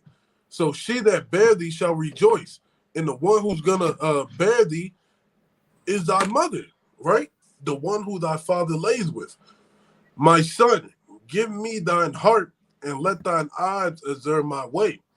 For a whore is a deep ditch, and a strange woman is a narrow path, right? And we understand that's twofold, right? It's talking about false doctrines and things that are off according to the works and the knowledge of Yahweh Shem Yahshua. But on a carnal level, it's talking about whores. It's talking about women who lay down and open their legs up for any man, who opens their quiver for any arrow, right? She, Salaki, for a whore, verse 27, for a whore is a deep ditch, and a strange woman is a narrow path. She also lieth in wait as for prey, and increases the transgressors among men, right? So when you lay down with them, you're taking on the same spirit that you're putting out is the spirit you're taking on, right? Sex is not just a physical counterpart of being married, right? It's spiritual aspects of it as well. You're taking on the same spirit of the woman that you're laying down with, and she's taking on your spirit. And no, you can't be like, well, I laid down with a prostitute, I want her to come into the truth. I'm going to put off my spirit onto her. That's not how this works, man. It's not how it works. That's why the scriptures say, prove a friend. and be not hasty to give unto her or to him, right? So, like, let me finish off with that. And I want to play a little bit of this. I'm not gonna play, like I said, this is a lewd video. You can watch the whole thing on your own, so you don't say, look, you're chopping it in pieces. But just listen to this. Right? Listen to this madness. Right? Now, if it don't play the way, you know, that the way that it should, I'm gonna have to just play it off my phone. Right? If it kind of keep butchering and buffering and all of that stuff. So I'm gonna play about 10 seconds. So check this out. That old man off. You know, that whole thing of you know, of dealing with a prostitute and all that shit of the world, you know? That's it. So he said, if you think it's wrong, then that's of the world. If you think dealing with a prostitute is wrong, then you're emotional and that's worldly. Emotional shit of the world. Listen to this. You know, and like dealing with a prostitute, you know, you have some individuals that say, oh, you get diseases. Well, look, prostitutes are some of the cleanest women out there. Thank you. You know, they make you put, you know, condom on and all of that. That's their. Hold on. So is that what we're supposed to be dealing with? Is that of the Most High? Right? Let me get this precept. That right? is the most. I don't think I heard that. That's ridiculous, man. I'm gonna rewind it in case brothers didn't hear it. So these are this is madness. This is madness. Sickening. Dealing with a prostitute and all that. How do you have 100% truth and can say such madness out of your mouth? I said emotional shit of the world. You know, and like dealing with a prostitute, you know, you have some individuals that say, oh, you get diseases. Well, look, prostitutes are some of the cleanest women out there. Thank you. You know, they make you put. Thank you. Who says thank you? Like, damn right. Right? Like, yeah, hell yeah. I've been there. You know, that's what that thank you is. Well, look, prostitutes are some of the cleanest women out there.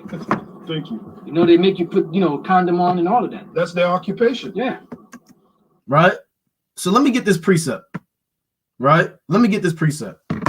Right? This is just madness. Right? That's why we went into Titus. It must be stopped. It has to stop. Right? It has to stop. There's some of the cleanest women out there. You just put your little bag on and all that. Right? The men of the Lord. The men of the Most High. Right? Let me get this precept. This is Ecclesiasticus chapter 19 and verse 2. And there's we still got to get on fringes. We got to get on man, what else do we have on here, man? Right? Can we deal with white women right now?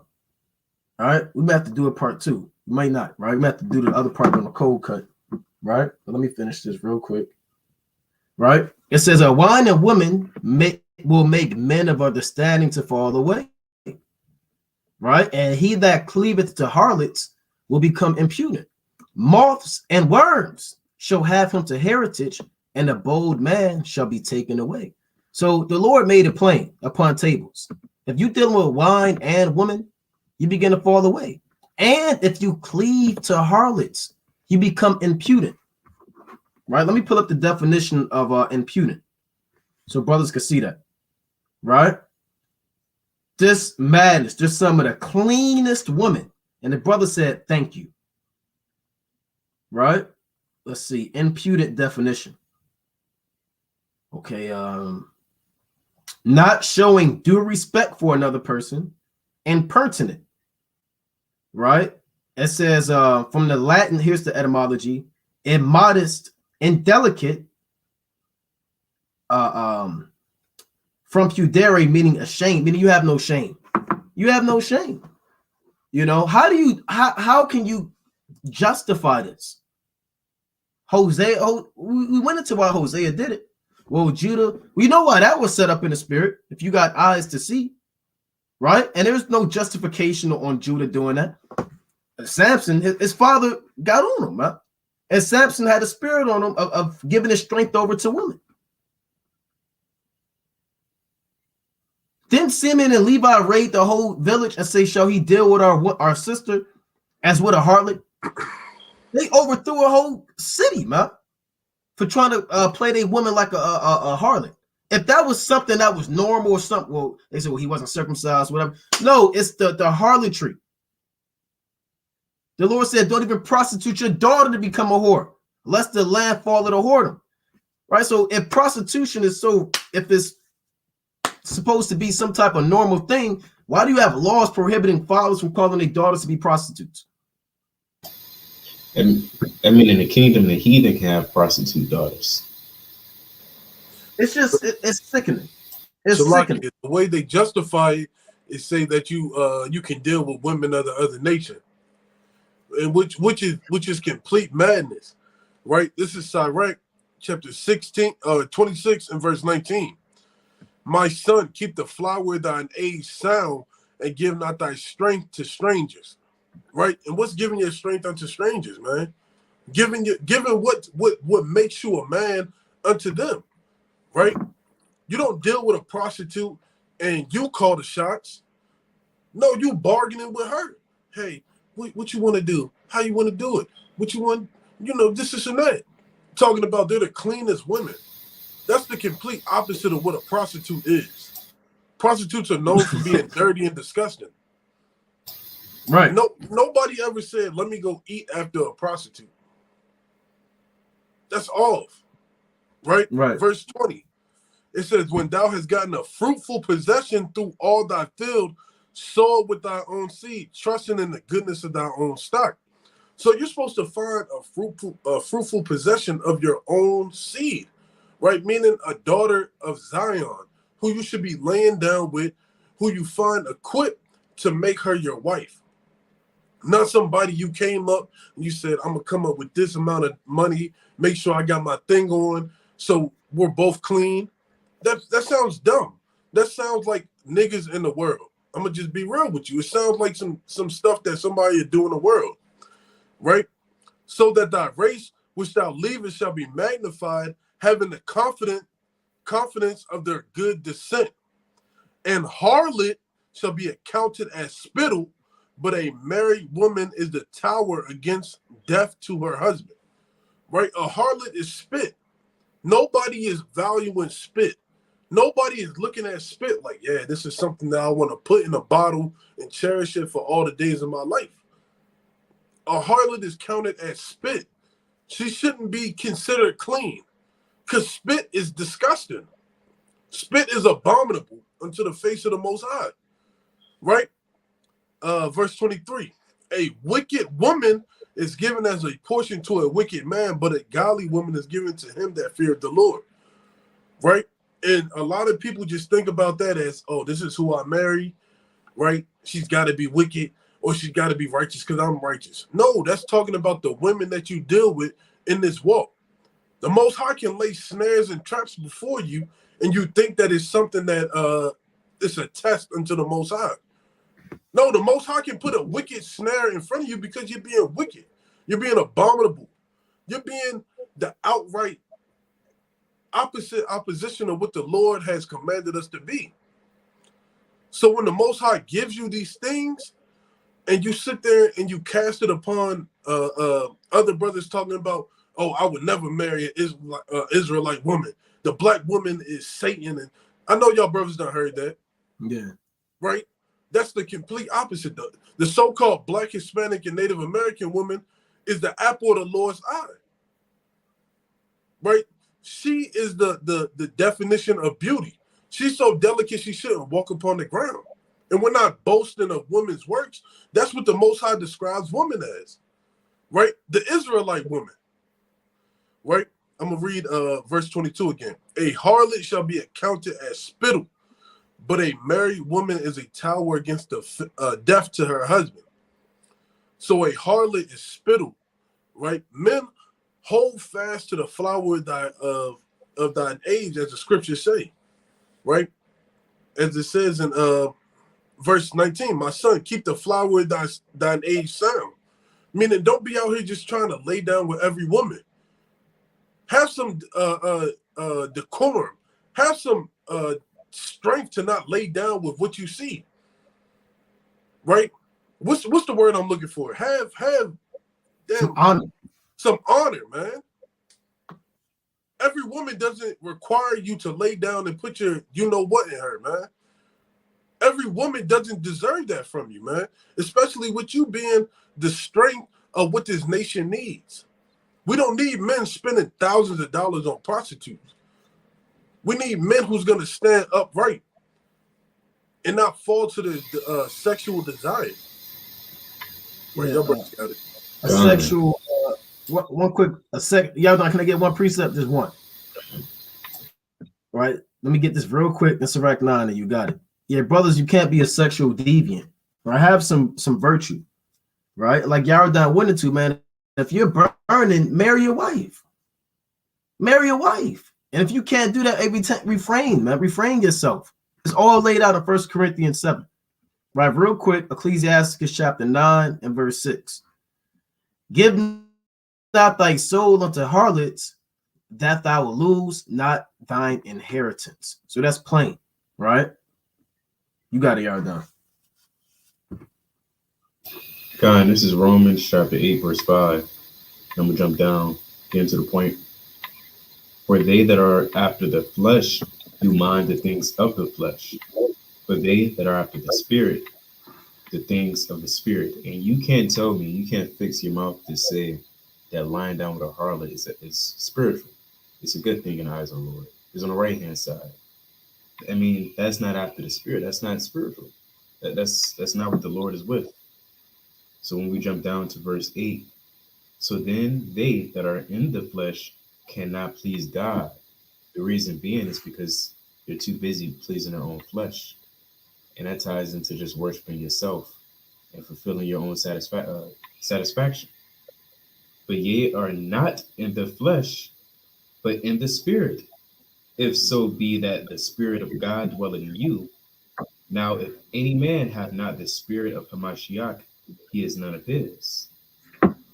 So again, you have to be moving in the spirit, and to move in such a way to lay with a harlot it's left. It's abominable. And this is James 4:4.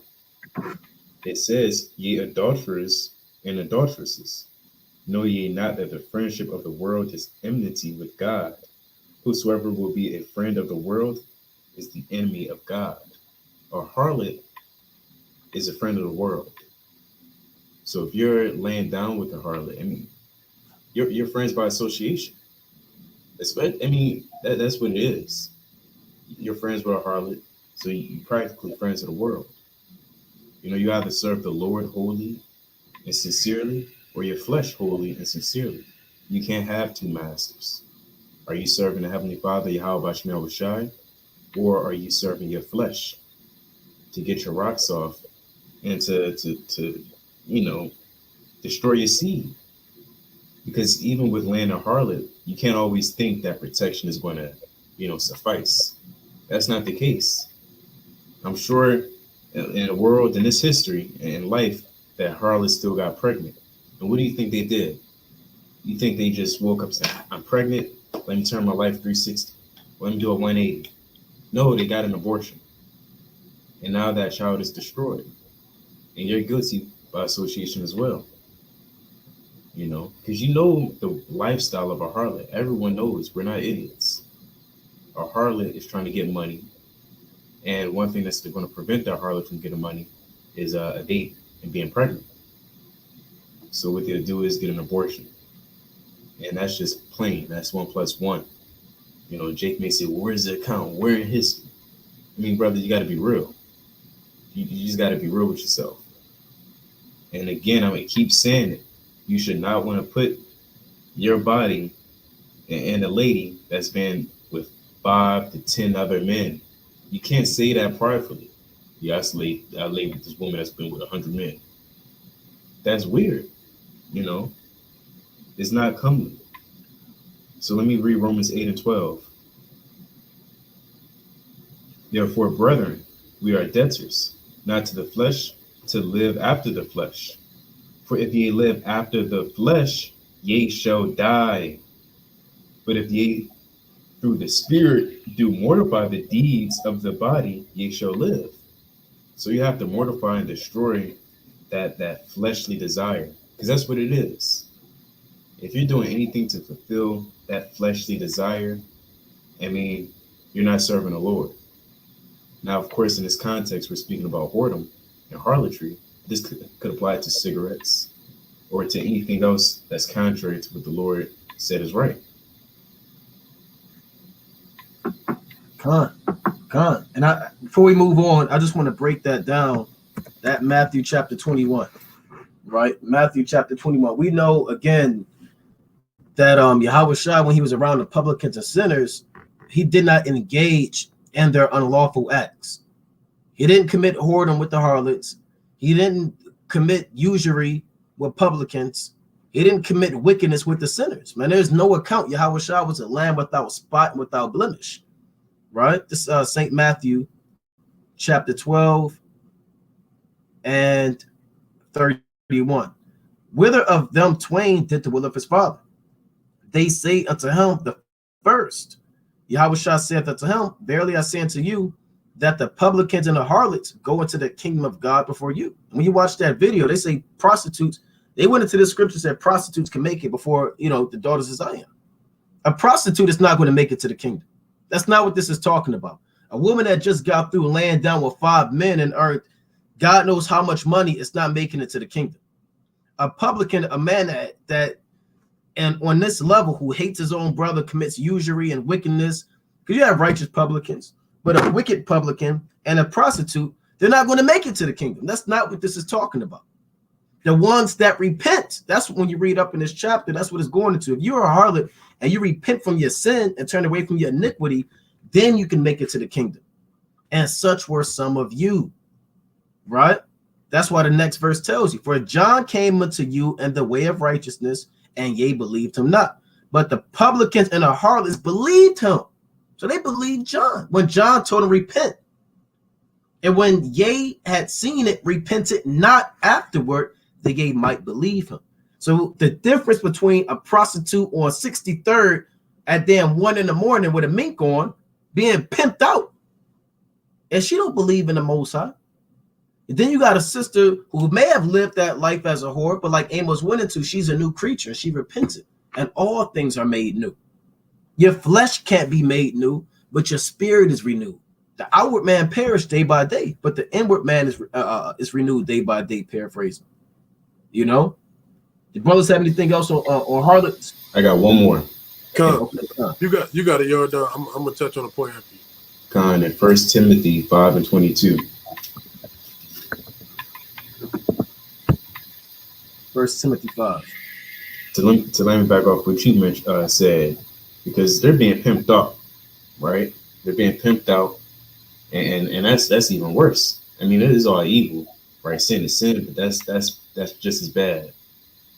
And so it says, lay hands suddenly on no man, neither be partakers of other men's sins. So you're partaking into that prostitution. There's no way around it. There's no way that you can circumvent that to justify laying down with a harlot. You're spending your money, you're losing your money, you're partaking in other men's sins, and when you're just destroying your flesh, you're possibly destroying your seeds, your children, you're destroying your mind, you're not caring for your name. It's just, it's off. It's real left. That's all I'll say. It's really left. Extremely left, right? Now let's stay in 1 Timothy. Let's go to chapter 3, right? You mind going to 1 Timothy 3, and we can get the etymology of this word, or going to the blue letter of what it means to be a bishop. Con, I'm pulling it up. Con. And that's a good point, y'all done. You don't want to be a partaker in any man's sins, man. You grabbing hold onto something that has nothing to you. It holds no value unto you. And you're wasting your hard-earned cash. Or brothers in the camp spending money so that the elders can have their fun in the sun. right? The quick 5 minutes in heaven. Or they get a chip to buy a prostitute. When all hell's breaking loose, you're thinking about catching some buns or some cheeks when everything is ended. Foolishness, man. Right? Let's go to can we go to Bishop Baba Shah? Come.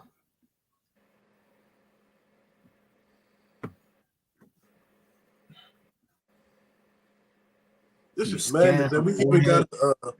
that we gotta break this down into Israel. How are we supposed to be new creatures and we're still engaging in the acts of the world? But we Right. got men justifying it, talking about, well, people dealt with women of the world, people did this, people did that. Just shut the hell up and listen, man. Right? What is a bishop? A overseer. A man charged with the duty of seeing the things to be done by others are done rightly. A superintendent, a what? Can you highlight that word after superintendent? That's on right there. B. Oh, On B. Salakia. Gun. A what? A elder. A elder of the church. Right? This is what a bishop is. Somebody who's over the whole congregation, over the whole body. Now let's read the characteristics of a bishop and let's see, does that fit smacking cheeks left and right? Doing what you want to do in the dark night, right? What can I get for $5? Anything you want. No, that's not what we're going into.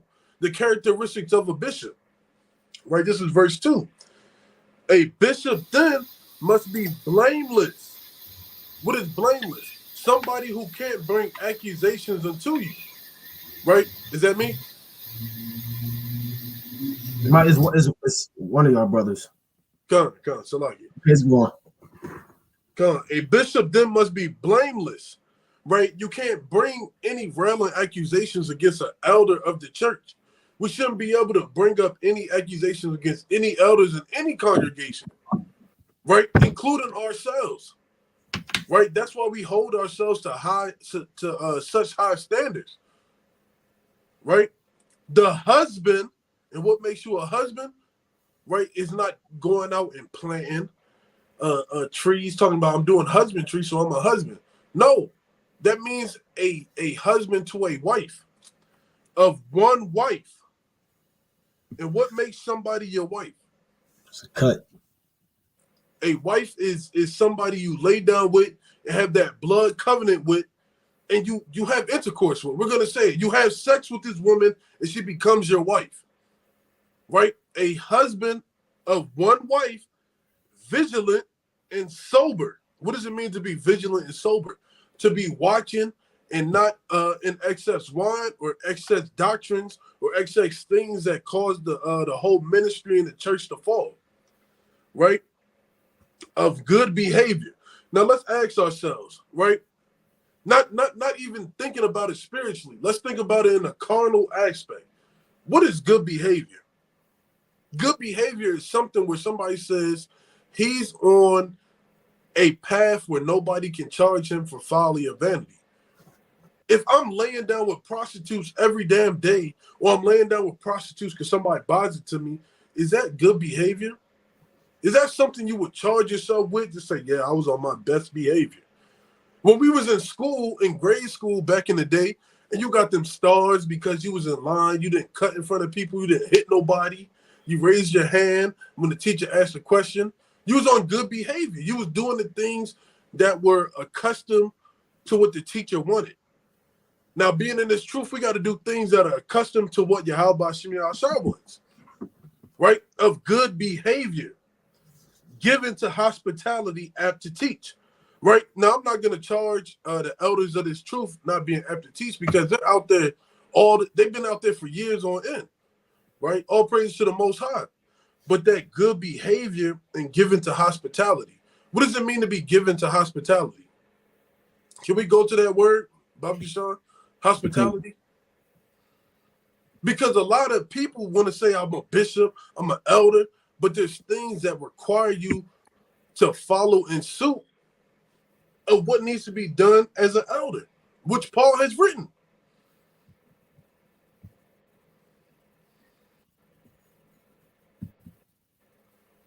generous to guests, hospitable. What does it mean to be generous to guests? A lover. You have to be a lover to the people of all Israel, man.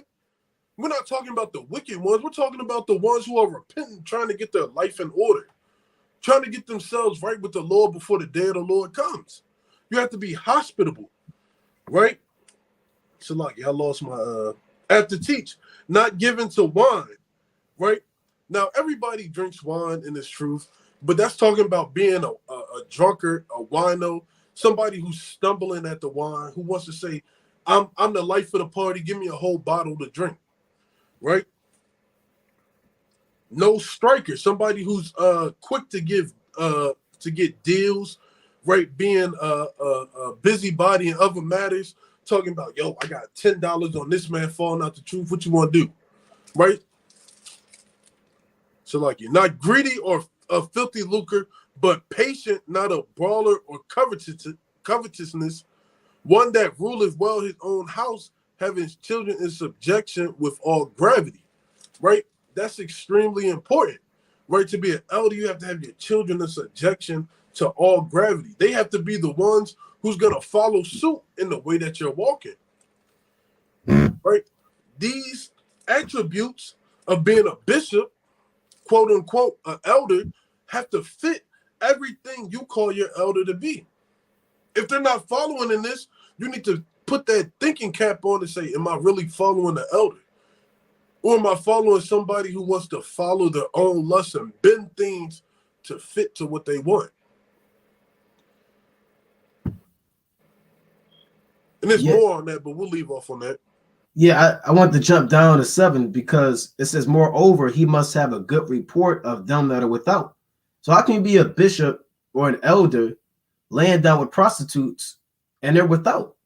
You have to have a good report, meaning if you're at camp and a woman walk by, wink at you and give you some type of body language and say, yeah, you was so much. Imagine you at camp, you teaching, and a woman that you dealt with, you paid $30 for, whatever you paid for, walks past the camp, caresses your arm, and says, I'll be at 63rd tonight.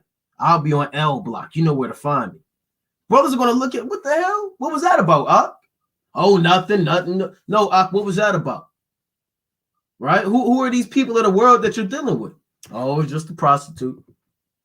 Well, that doesn't fit the office of an elder.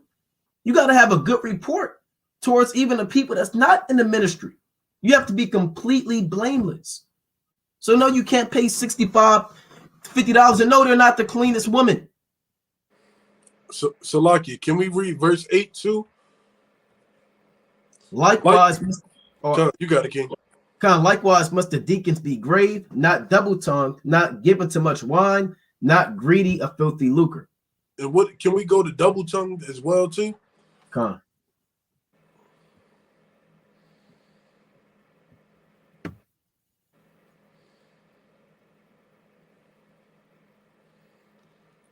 Right, this is things that everybody in every congregation should be looking to.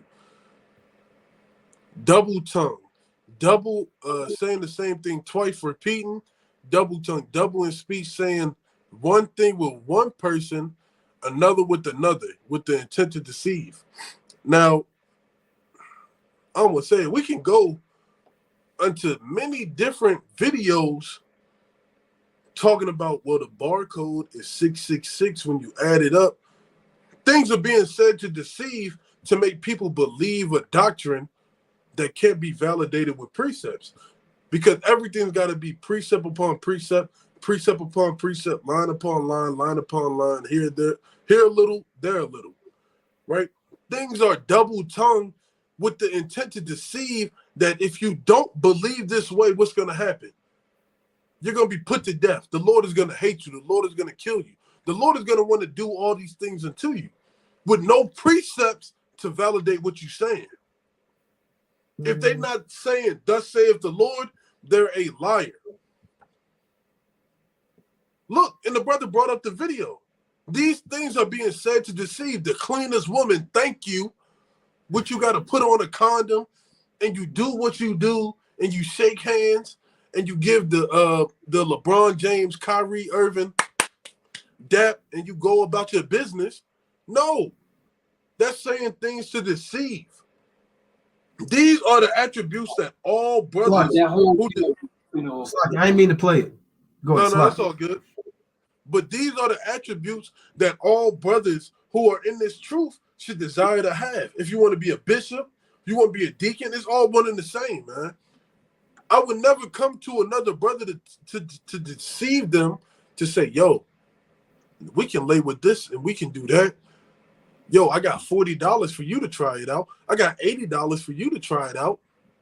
No, that's ridiculous.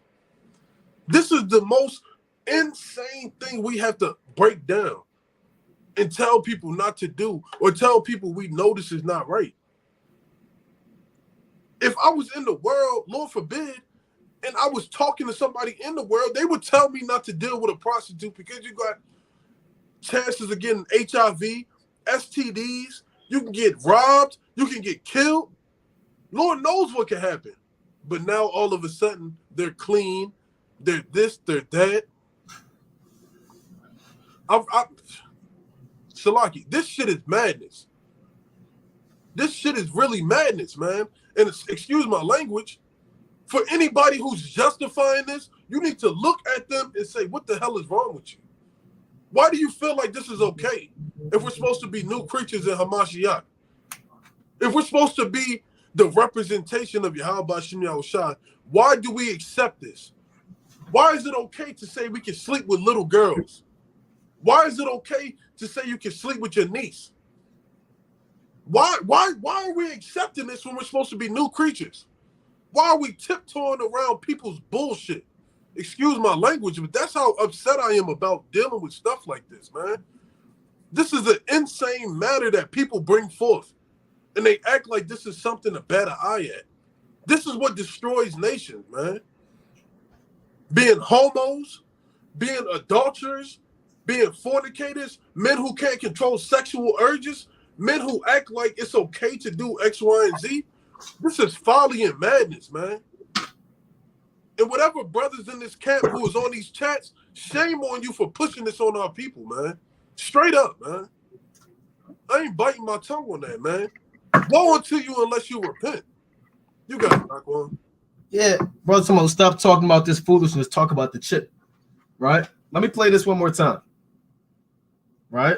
Just so brothers can hear this madness. Dealing with a prostitute and all that shit of the world, you know, that's an emotional shit of the world. You know, and like dealing with a prostitute, you know, you have some individuals that say, "Oh, you get diseases." Well, look, prostitutes are some of the cleanest women out there. Thank you. You know, they make you put, you know, condom on and all of that. That's their occupation. Yeah. Unbelievable. Unlike these skanks out here. Yeah. They don't have diseases. They're disease free. Oh, really? That's their profession, you know, the prostitute, that's their profession. You know, selling their wares so to make money. Huh. Same thing with these women. What do these women do? They go out on dates for what? For the purpose of getting stuff. Where they're getting a free. So that, like I said, you can watch the rest on your own. And you know, I want to get this quick precept. Let's go to 1 Thessalonians. Right? If you believe that madness, then your mind is bad. Your mind is bad, right? You know, 1 Thessalonians is probably one of the most evil things, you know, I done heard, man. Right? One of the most evil things I done heard pushed on a nation.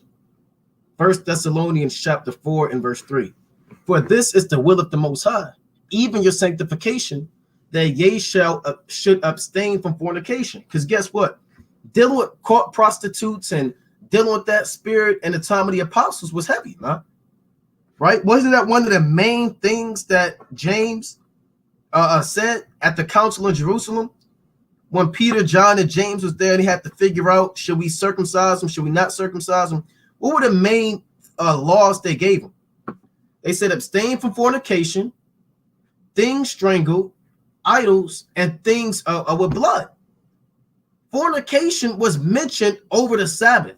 Fornication was mentioned over the Passover, over the Day of Atonement, over don't murder. They said do not commit fornication because that prostitution Spirit was so heavy in Corinth, Thessalonica, Rome. It was all heavy out there, man. That's why even he has to tell them right now, for this is the will of the Most High, even your sanctification, that ye shall abstain from fornication, that every one of you should know how to possess his vessel and sanctification and honor, not in the lust of concupiscence, even as the Gentiles which know not the Most High. So if you deal with prostitutes, you don't know the Most High, right? I mean, just straight up and down, you don't know the Lord, man. This is one of the great messes of doctrine, that the Spirit is not us, right? Yeah, brother, you shouldn't talk about another. It's the Spirit of the Most High who has things working the way that he has them working, man, according to his will. You know, just to put this out there so brothers can mark particular individuals and know what's righteous and what's wicked, what's lawful, what's unlawful, what's godly, what's ungodly, what's profane, and what's holy is sanctified, man. You know? Shalaki, can you go to the blue letter, since we use blue letter for doctrine?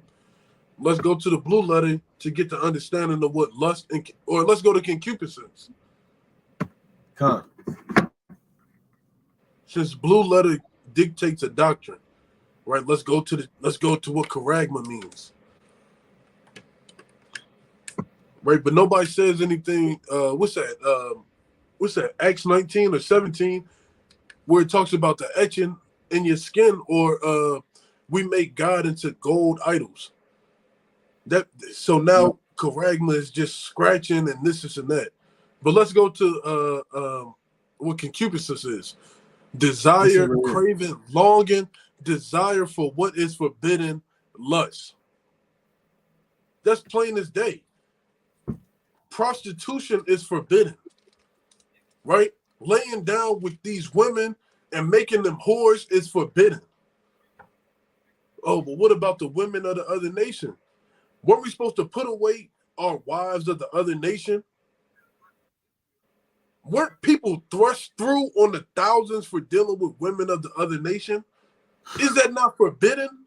Did not the Lord tell us to sow seed in our own ground? Loosely paraphrasing, but it's not forbidden. Right? This is so simple, man. But you're gonna have people damn breaking their neck. When you talk too much and you thirsty and you get them white rings around your lips, people gonna be talking their damn necks off to justify it. To justify harlotry, to justify niggerdom, to justify all our wickedness, man. Everything is just damn left in this world, man. Even parts of this truth. Yeah, and a brother just sent me a video about another elder saying it's not about the precepts, right? It's not about the precepts. So this just waxing worse. Yeah, it's not about the precepts. It's about the Holy Spirit, right? So things are getting worse. Things are waxing worse, and it's sad, man. Let me get Hebrews chapter 13 and 4. Right? It's not about the precepts. Well, what scripture is that? Right? Where in the Bible does it say it's not about the precepts? This is the book of Hebrews chapter 13 and 4. What scripture is that? What precept is that? It's not about the precepts. Right? There's no precept. There's no scripture on that. Hold on. Let me read this. Hebrews chapter 13 and 4. Marriage is honorable in all, and the bed undefiled, but whoremongers and adulterers the Most High will judge. So that's plain. Brothers, if you burning, don't deal with a prostitute. Get a wife. If you can't contain, pray and fast that the Most High subject that spirit, man, or remove that fleshly demon from you, man. If you dealing with, with masturbation, pornography, you're driven to deal with a prostitute, leave that alone, man. Leave it alone, man. Hey, pray, man. Get into the scriptures, man. Deal with a wife, man. Get a wife. I don't want to deal with no wife. I'm Paul. And brother, you're not Paul. You're buying prostitutes, man. I'm a eunuch. And you're burning every night, man. Just marry a wife, brother, if you can get one. So like, I want to bring a precept out before you played the video, right? You talking about you a eunuch? You got hair growing out your hands, man. You damn near blind if you got ears to hear, right? This is John chapter. It's crazy. John chapter 14 and verse 26. But the Comforter, which is the Holy Ghost, whom the Father will send in my name, he shall teach you all things and bring all things to your remembrance, whatsoever I have said unto you. And how do you get things brought to your remembrance? You get understanding through the precepts, right? Through the precepts, I get understanding. Therefore, what? I hate every false way. So who the hell would say it's not about the precepts? Who the hell would play say? that real quick? Yeah, please play that. Yeah, so these things, we just have to go into this because these doctrines are getting out of control. And if you're just still justifying it, then shame on you. Brothers, we normally do the Monday Night Fire. We go deep into the lesson, we go into the breakdown and the prophecy. But it's been so much madness going on. We have been compelled to go into this through the Spirit, man. Next week we'll get back into how we get into the lesson and we go deep into it, and Araya be back, Lord willing, and Amos on here and Yaradon, but the Spirit has us going into it the way we're going into it. So listen to this. To say that today we're going to go into the lesson. This lesson is entitled, "It is the Spirit that quickeneth, not precepts." Okay, it is the Spirit that quickeneth, not precepts. And every time we read in what scripture is that? Don't it say, "I will never forget thy precepts, for with them thou hast quickened me"? And Psalms chapter 119 and 93. So why would anybody say it is not the precepts that quicken it? It is the Spirit. When the words that Yahweh speaks, they are spirit and they are life. It's mad. It's just, that's what happens when you don't use the scriptures. That's what happens when you don't believe in the Bible. The Bible literally says, "I will never forget thy precepts, for with them thou hast quickened me." And Psalms chapter 119 and 93. John 6 and 63 says, "It is the Spirit that quickeneth, the flesh profiteth nothing. The words that I speak unto you, they are spirit and they are life." So who knows the scriptures? Listen to this madness. So like it, before you play that, you got somebody who is simple in the chat talking about our wives were whores before we got them. They weren't virgins. People are literally, I don't want to insult brothers because I have more integrity and respect for that, but I'm going to bring out a quick precept. This is 2 Corinthians 5 and 17. "Therefore, if any man be in Christ, he is a new creature." If you're in Hamashiach Yahushua, you're a new creature. Old things are passed away. Behold, all things are become new. So why would you charge people for the things that they done in their past, but you're just a new creature? You wasn't an adulterer. You wasn't a whoremonger. You was probably a sodomite. Who knows what the hell you were, right? But our wives, they were whores. No, all things are new in Yahushua. I'm a new creature because I'm in the Lord. I wasn't following in the ways of the Lord before, but now that I come into this truth, I'm a new creature. This is the simplicity of Yahushua. But some people are blinded. Some people literally are forcing the Lord to be a stumbling block into them. They're forcing it. And it's evident. It's clearly evident that they don't understand the scriptures. They're elder lovers. They're elder lovers. Whatever their elder says, I'm going to drink it up like it's juice. Yeah, and I'm going to play this again, right? Listen to this. Listen to this madness. Today we're going to go into the lesson. This lesson is entitled, "It is the Spirit that quickeneth, not precepts." Okay? It is the Spirit that quickeneth, not precepts. And every time we run in and have an encounter with these guys watching for Israel, the primary thing you keep hearing them say, and others like them, you keep hearing all this talk about precepts. Precept, we got precept. There ain't no precept to it. Ain't no precept to this. Let me tell you something. All you Israelites out there that's gonna watch this, gonna hear this, and gonna talk your shit. I don't care how many precepts you get. You cannot understand the Bible without the Holy Spirit. Do you understand that? First of all, that's the most maddening thing I've ever heard in my life.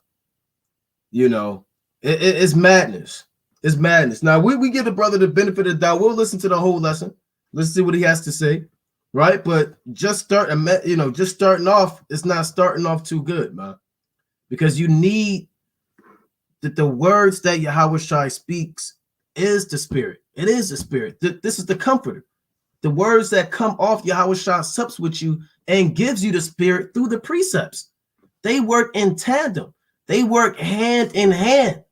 They flow, man, like H2O, right? You can't have the Holy Spirit without the precepts, because you're taught the word and the Spirit hits you and it quickens you based off of the precepts that are brought out.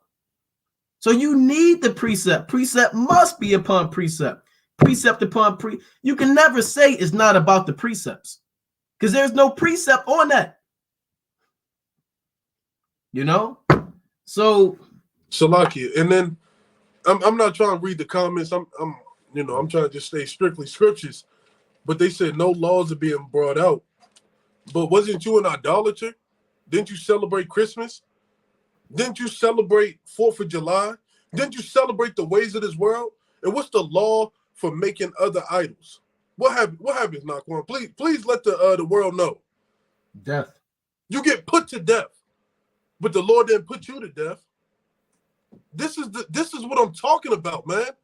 People are so goddamn simple when it comes to this truth. They act like everything is just what I say goes. It doesn't matter. You should be put to death. You should be dead at this very goddamn moment. Your ass should be 6 feet deep. Me, Naquam, Yardan, everybody on this live should be dead. But why aren't we dead? Because the Lord's mercies are renewed. He allowed us to be a new creature. So let's not be simple. Let's not be stupid. Let's be men of understanding. Let's use our mind and the understanding the Lord gave us. Right? People are really they irk the hell out of me, man.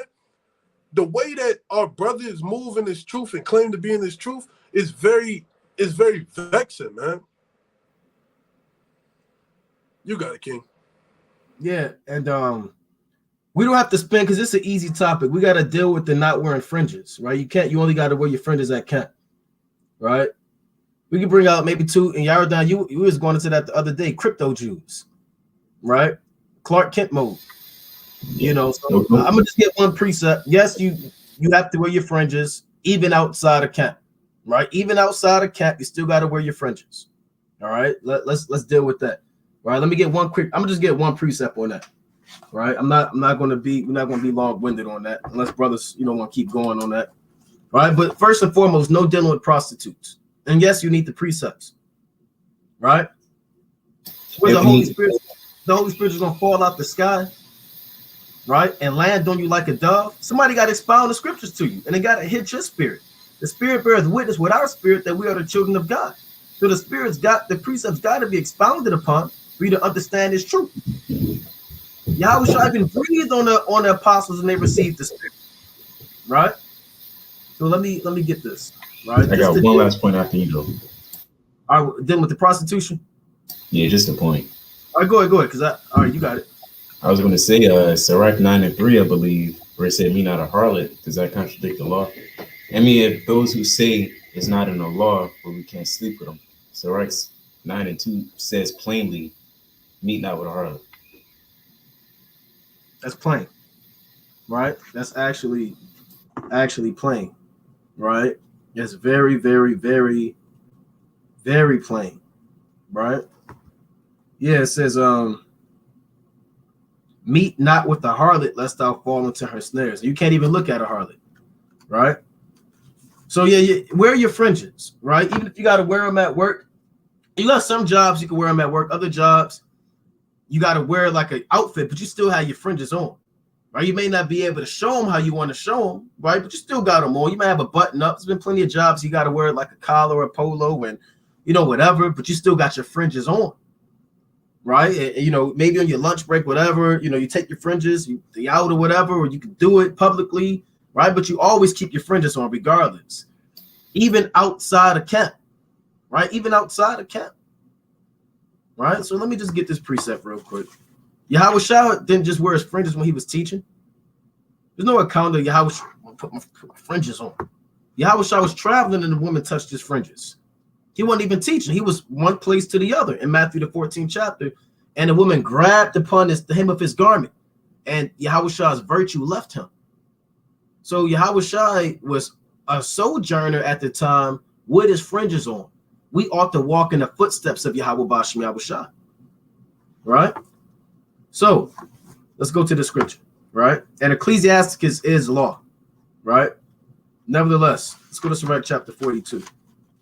Sirach is actually a deeper version, or it's the law expounded. When you read the prologue, it's for those that are addicted to the law and addicted to learning. All right? Addicted to the law and learning. Right? It's like it. Bear with me. Bear with me 1 second.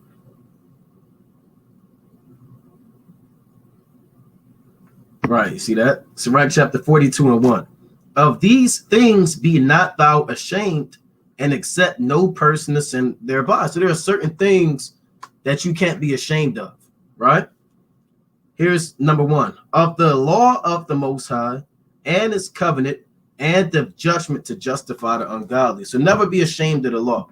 Don't shave your beard in time of affliction. There's no such thing as Clark Kent mode. Don't tuck your fringes in the time of evil. Don't deny Yahweh Shai, at your job. Don't, if they say, of course you're wise as a serpent, but if they say, well, look, do you work on a Shabbat? Can you work Friday sundown or Saturday sundown? Tell them no. Don't say, well, I got to be wise as a serpent. I'm going to deny the Lord. No, you don't move like that, man. You don't move like that. So always have your fringes on, brothers. And brother Judah sent me this from the GWT for the fringes. GNT. To say to the people of Israel, this Numbers 15:38, make tassels on the corners of your garments and put a blue cord on each tassel. You are to do this for all time to come. All right? For all time. So put your fringes on, man. Don't be scared of Esau. Don't fear flesh. Don't fear man. Put your fringes on. Hey, look upon them. So you don't deal with a prostitute. So you don't hate your brother in your heart. So you're charged to keep the law. Right? Look upon your fringes. The Most High gave you these things, man, for your benefit. This is for your welfare. How are you? The fringes serve a purpose. They're not decoration. The Lord said that you don't go a-whoring. Let me actually get that in Numbers, right, real quick. Right, let's not talk about it. Let me actually read it. Right, so if you don't have your fringes on, you're inclined to fall off and do God knows what. So you need your fringes on. Numbers chapter 15:39. And it shall be unto you for a fringe, that ye may look upon it and remember all the commandments of the Lord and do them. Right, and that ye seek not after your own heart and your own eyes, after which ye used to go a-whoring. So you're supposed to have your fringes on and always remember the commandments. There's no spiritual fringes. This is not Christianity. The fringes aren't in your heart, right? They have to be physically worn. No, not just for teaching. There's no scripture on that. Yahweh Shah wore his fringes even when he wasn't teaching. So, it is what it is, right? That's all I had on that. Brothers have something on the fringes? Con, you mind pulling up Crypto-Jew? I want to add a quick point on that. Now, that specific term was applied to Amalek during the Dutch colonies, or during when the Indian Ocean slave trade, along with the Atlantic Ocean slave trade, where Amalek had certain houses and farms and lands, right? And that term Crypto-Jew was applied. If possible, do you mind pulling it up? Yeah, I'm trying to pull it up. So like, bear with me. It's kind of taking a while. Now, although it applies during that specific time, it's also applicable to us because we're the real Jews, right? And so, it's like, a lot of so-called Black, Hispanic, Native Americans, not that you should, but you can be a Crypto-Jew. Not that you should, just to know that this applies to you as well. So it says Crypto-Judaism is the secret adherence to Judaism while publicly professing to be of another faith. Practitioners are referred to as crypto-Jews.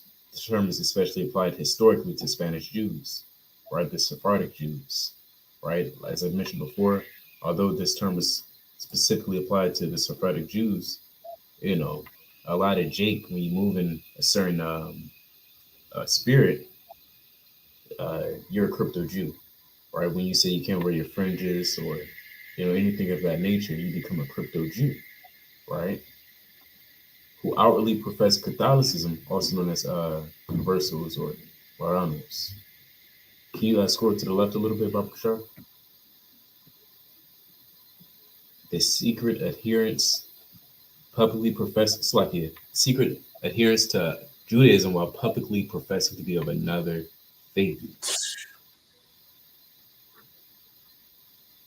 So I believe that was all. Huh. God, I got two precepts real quick. You had something, King? No, go ahead, King. God, this is pertaining to wearing your fringes, you know, at all times, man. And no, not to be simple, we're not talking about when you're taking a shower, when you sleep, Right. things of that nature, right? The scriptures tell you that the fringes are a physical representation to look upon them and do what? Remember the commandments, right? This is Matthew chapter 10 and verse 32. It says, whosoever therefore shall confess me before men, him will I confess also before my Father which is in heaven. And how do you confess Yahweh Shai? Because Yahweh Shai is the word of the Lord, by keeping the commandments. That's how you confess Yahweh Shai to the whole world, by keeping the commandments. But whosoever shall deny me before men, him will I also deny before my Father which is in heaven. So the Lord is going to deny those who are not keeping the whole law, for those who are trimming their ways to fit it in how they feel fit, right? Oh, I only wear my fringes at camp. Oh, I'm in Clark Kent mode.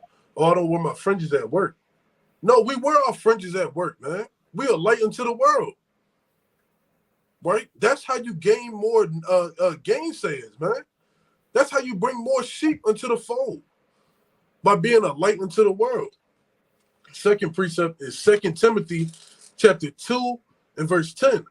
Therefore I endure all things for the elect's sake, that they may also obtain the salvation which is in Hamashiach, Yahweh Shai, which is eternal glory.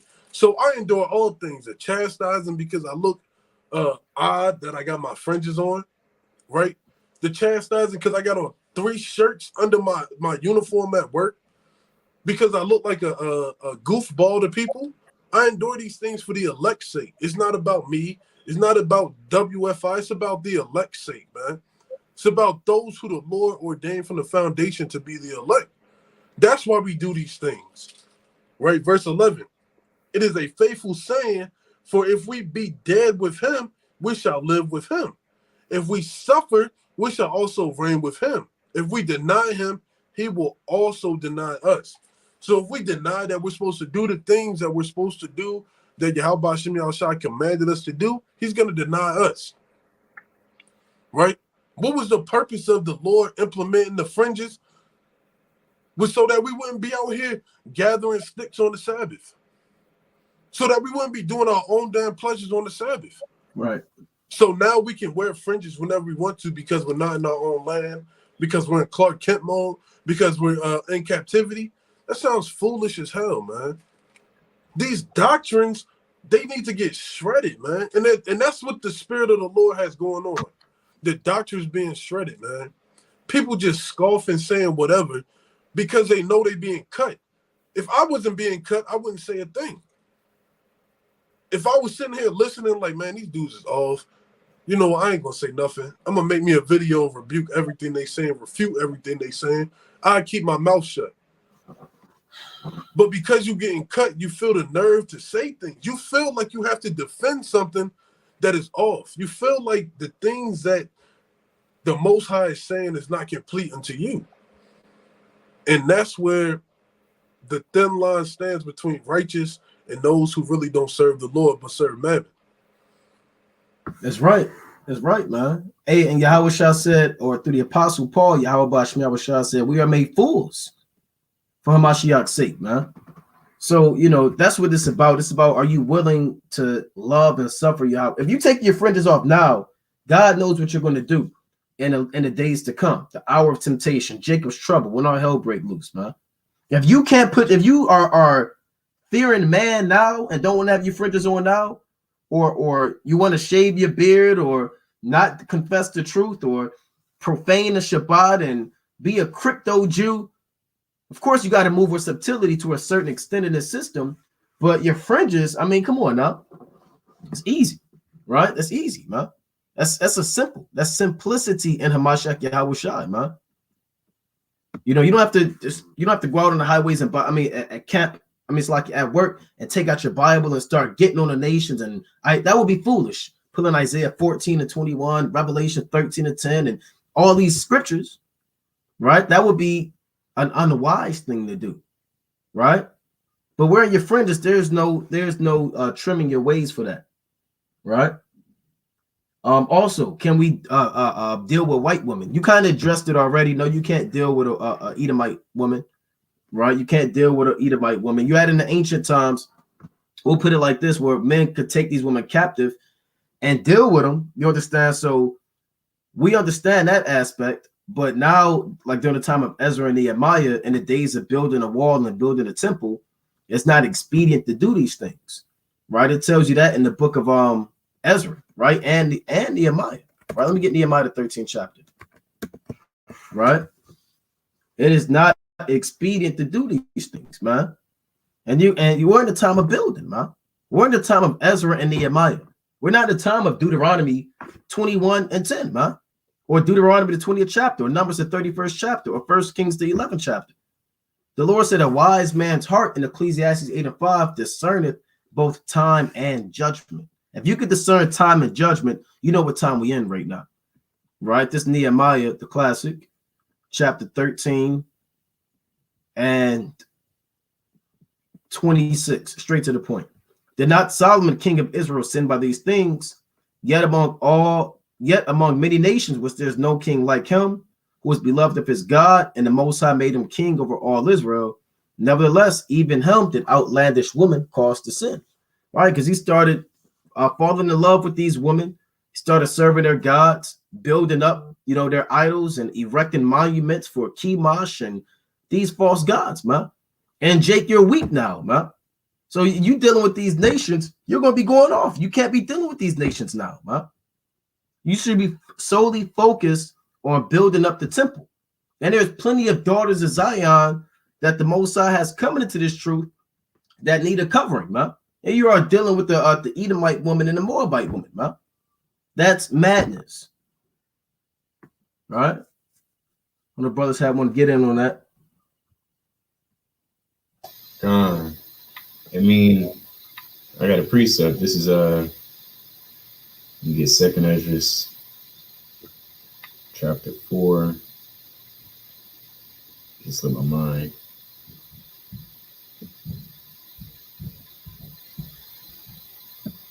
Just slipped my mind. Bear with me. You got it. Oh, here we go. 2nd Ezra 4:30. It says, for the grain of evil seed hath been sown in the heart of Adam from the beginning, and how much ungodliness hath it brought up unto this time, and how much shall it yet bring forth unto the time of threshing come? Ponder now by thyself how great fruit of wickedness the grain of evil seed hath brought forth. I mean, that's plain. You shouldn't want to deal with no heathen. If you want to, justify it by saying, well, my forefathers. Brother, you forget to wear your fringes. You forget to pray. You forget to do the little things. And yet you believe, you're as mighty as your forefathers to do such an act. We're so, carnal now, if you understand what I'm saying. This flesh is terrible and weak. So what makes you think you're fortified enough to even go down that route? Not to justify it, Huh. And that's right.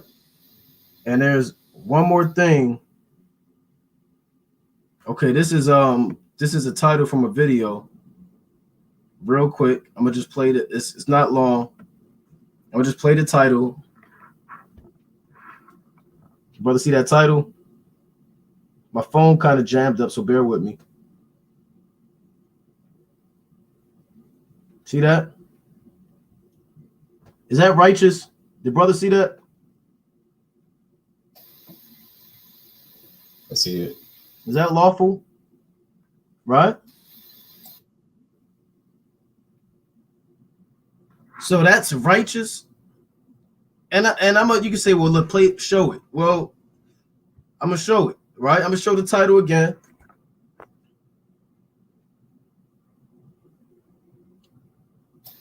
Right? How the hell is that righteous? Right? But let me go to this. So this is bad.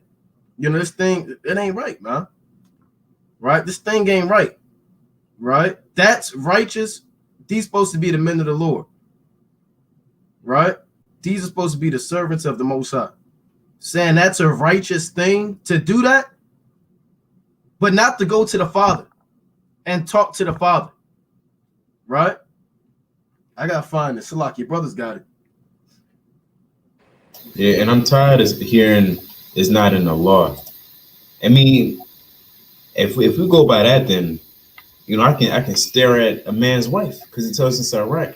You know, looking out upon another man's wife. That's covetous, man. Yeah. That's another man's possession, man. That's a man's daughter. And if they say, well, and if they say that, oh, that's coveting now. Now you coveting, that goes back to the law. Well, guess what? What if I just look at her for a few seconds? What if I want to talk to her? Am I in sin? What if I just want to talk to her? No, but you can't do those things. Because he said sin not at all with another man's wife. Salaki, but they don't never talk about having to pay the dowry. You on mute, Amos. He was on mute. Salaki. Can y'all hear me? Y'all can hear me now? Come on.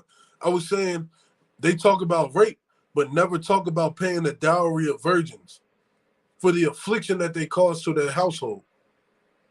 And I'm quite sure they don't even know how much the dowry of virgins is. That's the problem with people who get a little bit of knowledge, man. They get a little bit of knowledge and it puff them up. And they just start saying things. They become damn parrots in this truth. And not understanding that there's a process that has to happen. If she screams out, if she doesn't scream out, right? If she's betrothed to somebody, because coming into these close to end days, we don't know when the actual last day is or the last week. We're feeling like we're damn close to Salaki, it. Can you hear me? I'm gonna play a little bit of it. And Salaki for the language. Brothers gotta kind of you know, just this is the language of what's being spoken, and you know, this is it, right? I'm gonna play it. This is one of the elders.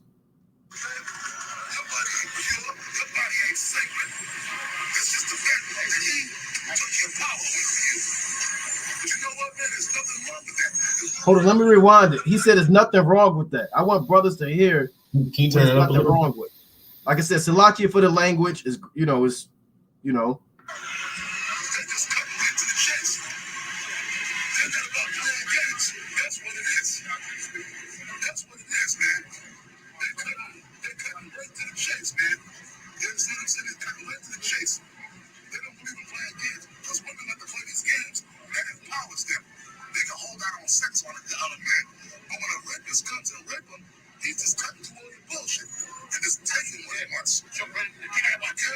So it's not about, oh my God, he violated my body. Bitch, your body was violated from the time you was 13 years old. That's right. Okay? Your body ain't pure. Your body ain't sacred. It's just the fact that he took your power with you. But you know what, man? There's nothing wrong with that. As long as that woman don't have a man. So there's nothing wrong with that as long as she don't have a man. There's nothing wrong with grabbing up a young virgin as long and forcing yourself on her as long as she don't have a man. Nothing wrong with that. There's no sin in that. It's not wicked at all. Why? Who teaches that? That's sickening. There's nothing wrong with that. Isn't that what Deuteronomy 22 and 28 is about? Isn't the punishment for that man for doing such a wicked act, he got to pay the father 50 shekels of silver, and he can't even put her away? That make me sick, man. You Negroes make me sick. All you want to do is talk about an RFID chip, but you believe that there's nothing wrong with grabbing up a young girl and forcing yourself on her as long as she don't have a man. And we got families, man. Hey, look, man. Look, you know.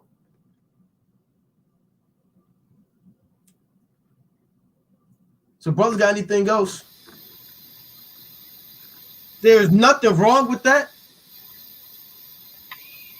As long as she don't have a man, you can just go out and you can do that. You don't have to talk to the father. You don't have to pay a dowry. You just go up and grab her up. And there's nothing wrong with that. That's madness. If you did do that, which it's not righteous to do it, a knucklehead may have done that. There's stipulations behind it. It's not a righteous thing to do that. You can't say there's nothing wrong with that. That's an evil mindset. That's sick. You just want to talk about a chip all day. You don't want to talk about your prostitution and grabbing up girls, man. Talk about that. This is just a great mess of doctrine, right? Salaki, can you hear me? Brothers got it. Can you hear me? Con. I don't think Nakwa can hear me. But yeah, I can hear you. You can hear me? Okay, For some reason, Nakwa can't. I was gonna say, dealing with Deuteronomy 22, if you're getting into the act of forcefully laying down with a woman, I guarantee you're not asking if she's betrothed to somebody, if she's promised to somebody, if she's somebody's wife. But then it comes with the, oh, but she's not really a virgin. Oh, because she was in the world, she was doing X, Y, and Z. This is the thing that is so mind-blowing, because people don't understand the aspect of the law. And then we're supposed to bring them to the elders of the city. Are we going to bring them to men who tell you, yeah, you got to rape her? That's how you show your power. Why would we bring men who follow the way that they want to follow unto them? Right? That just shows you that the same resources we had in the ancient world we have today. We had righteous prophets. We had righteous elders. We had wicked prophets. We had wicked elders. Right? And, you know, we met them. We met them one or two times. You know, they showed a little bit of love years on end, but the fruit declared the tree. The fruit declares what type of tree it is. We're not looking at an apple tree talking about its oranges. Because any righteous man will say, well, if you do that, according to the law, she has to be your wife. And you have to pay the ordinance of dowry. Can we look that up? What's 50 shekels today's age? Can we look that up, Bob Kishore? Yeah, I'm about to look it up. That's half-ass teaching, man. That's like being a basketball coach. Like, all you got to do is shoot, but you don't give the ordinances of dribbling, boxing out, rebounding, the defensive slide, right? That's what people do, man. They give you half ordinances, and now you're liable in the eyes of the Most High to get judged for that, because you didn't do the due diligence to read on. Because you didn't do the due diligence to see the judgments of being a damn rapist. Really, if we're going to use the aspect that all these women are whores, you should be put to death. You should be dead. Because you laid down with another man's wife and you forcefully raped her. We're supposed to bring you to the gates of the city and stone you until we see what your brain look like. right? Whenever you got it, King. Yeah, I'm still looking for it. Come. I do know 30 shekels is around $600, right? So we'll say roughly about $1,000, right, right? Give or take. So you're supposed to pay that woman's father $1,000 for you being a sleazeball, for you being a man who can't control his urges. And have you Jakes out there don't have $1,000 to give to that man. So what we supposed to do to you then? But you got 100% truth. You got this, you got that. You walking perfectly upright with the Lord. What we supposed to do with you if you can't pay the dowry of virgins? This is the problem with following people because they say they've been in the truth for X amount of years. There's Pharisees walking around in this world right now too. Sadducees, false prophets. Stop being lukewarm and hard-headed and following after the doctrines of men and following what Yahweh Shem Yahushua says, man. That's going to be the destruction of a lot of brothers. No Great Millstone doesn't have the 144,000 all in there. Hell, there's not even 144,000 people in your camp. Stop being idiots, man. For real. You got it, King. Yeah, I don't have nothing else, man. We touched on everything through the spirit. You know, I know a brother said that he's married to a white woman. I encourage that brother, you know, he seems sincere to reach out on the email, you know, so we could, you know, analyze the situation. He said he don't know what to do, you know, whatever the case may be. He was married to in the world, you know, brothers, you know, to come into the truth with these, you know, situations. So, you know, reach out on the email if you have any questions. But the brothers have anything else before we close up? You got anything else? All right, well, Amos, you got anything else?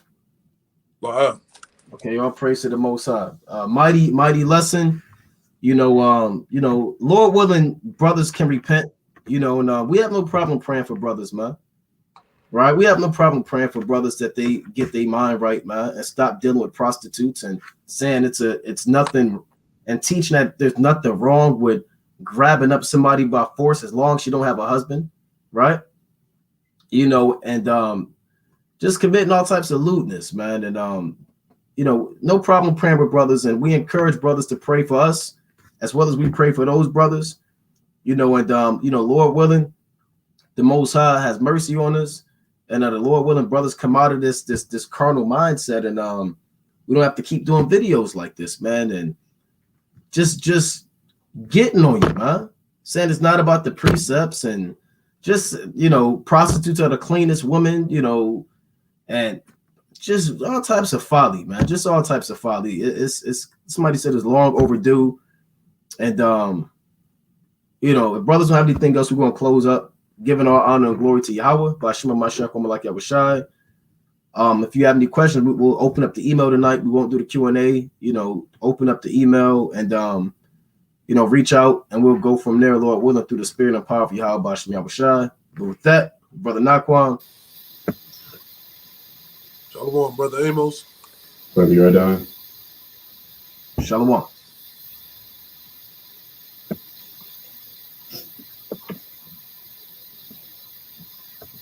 Now let me close out.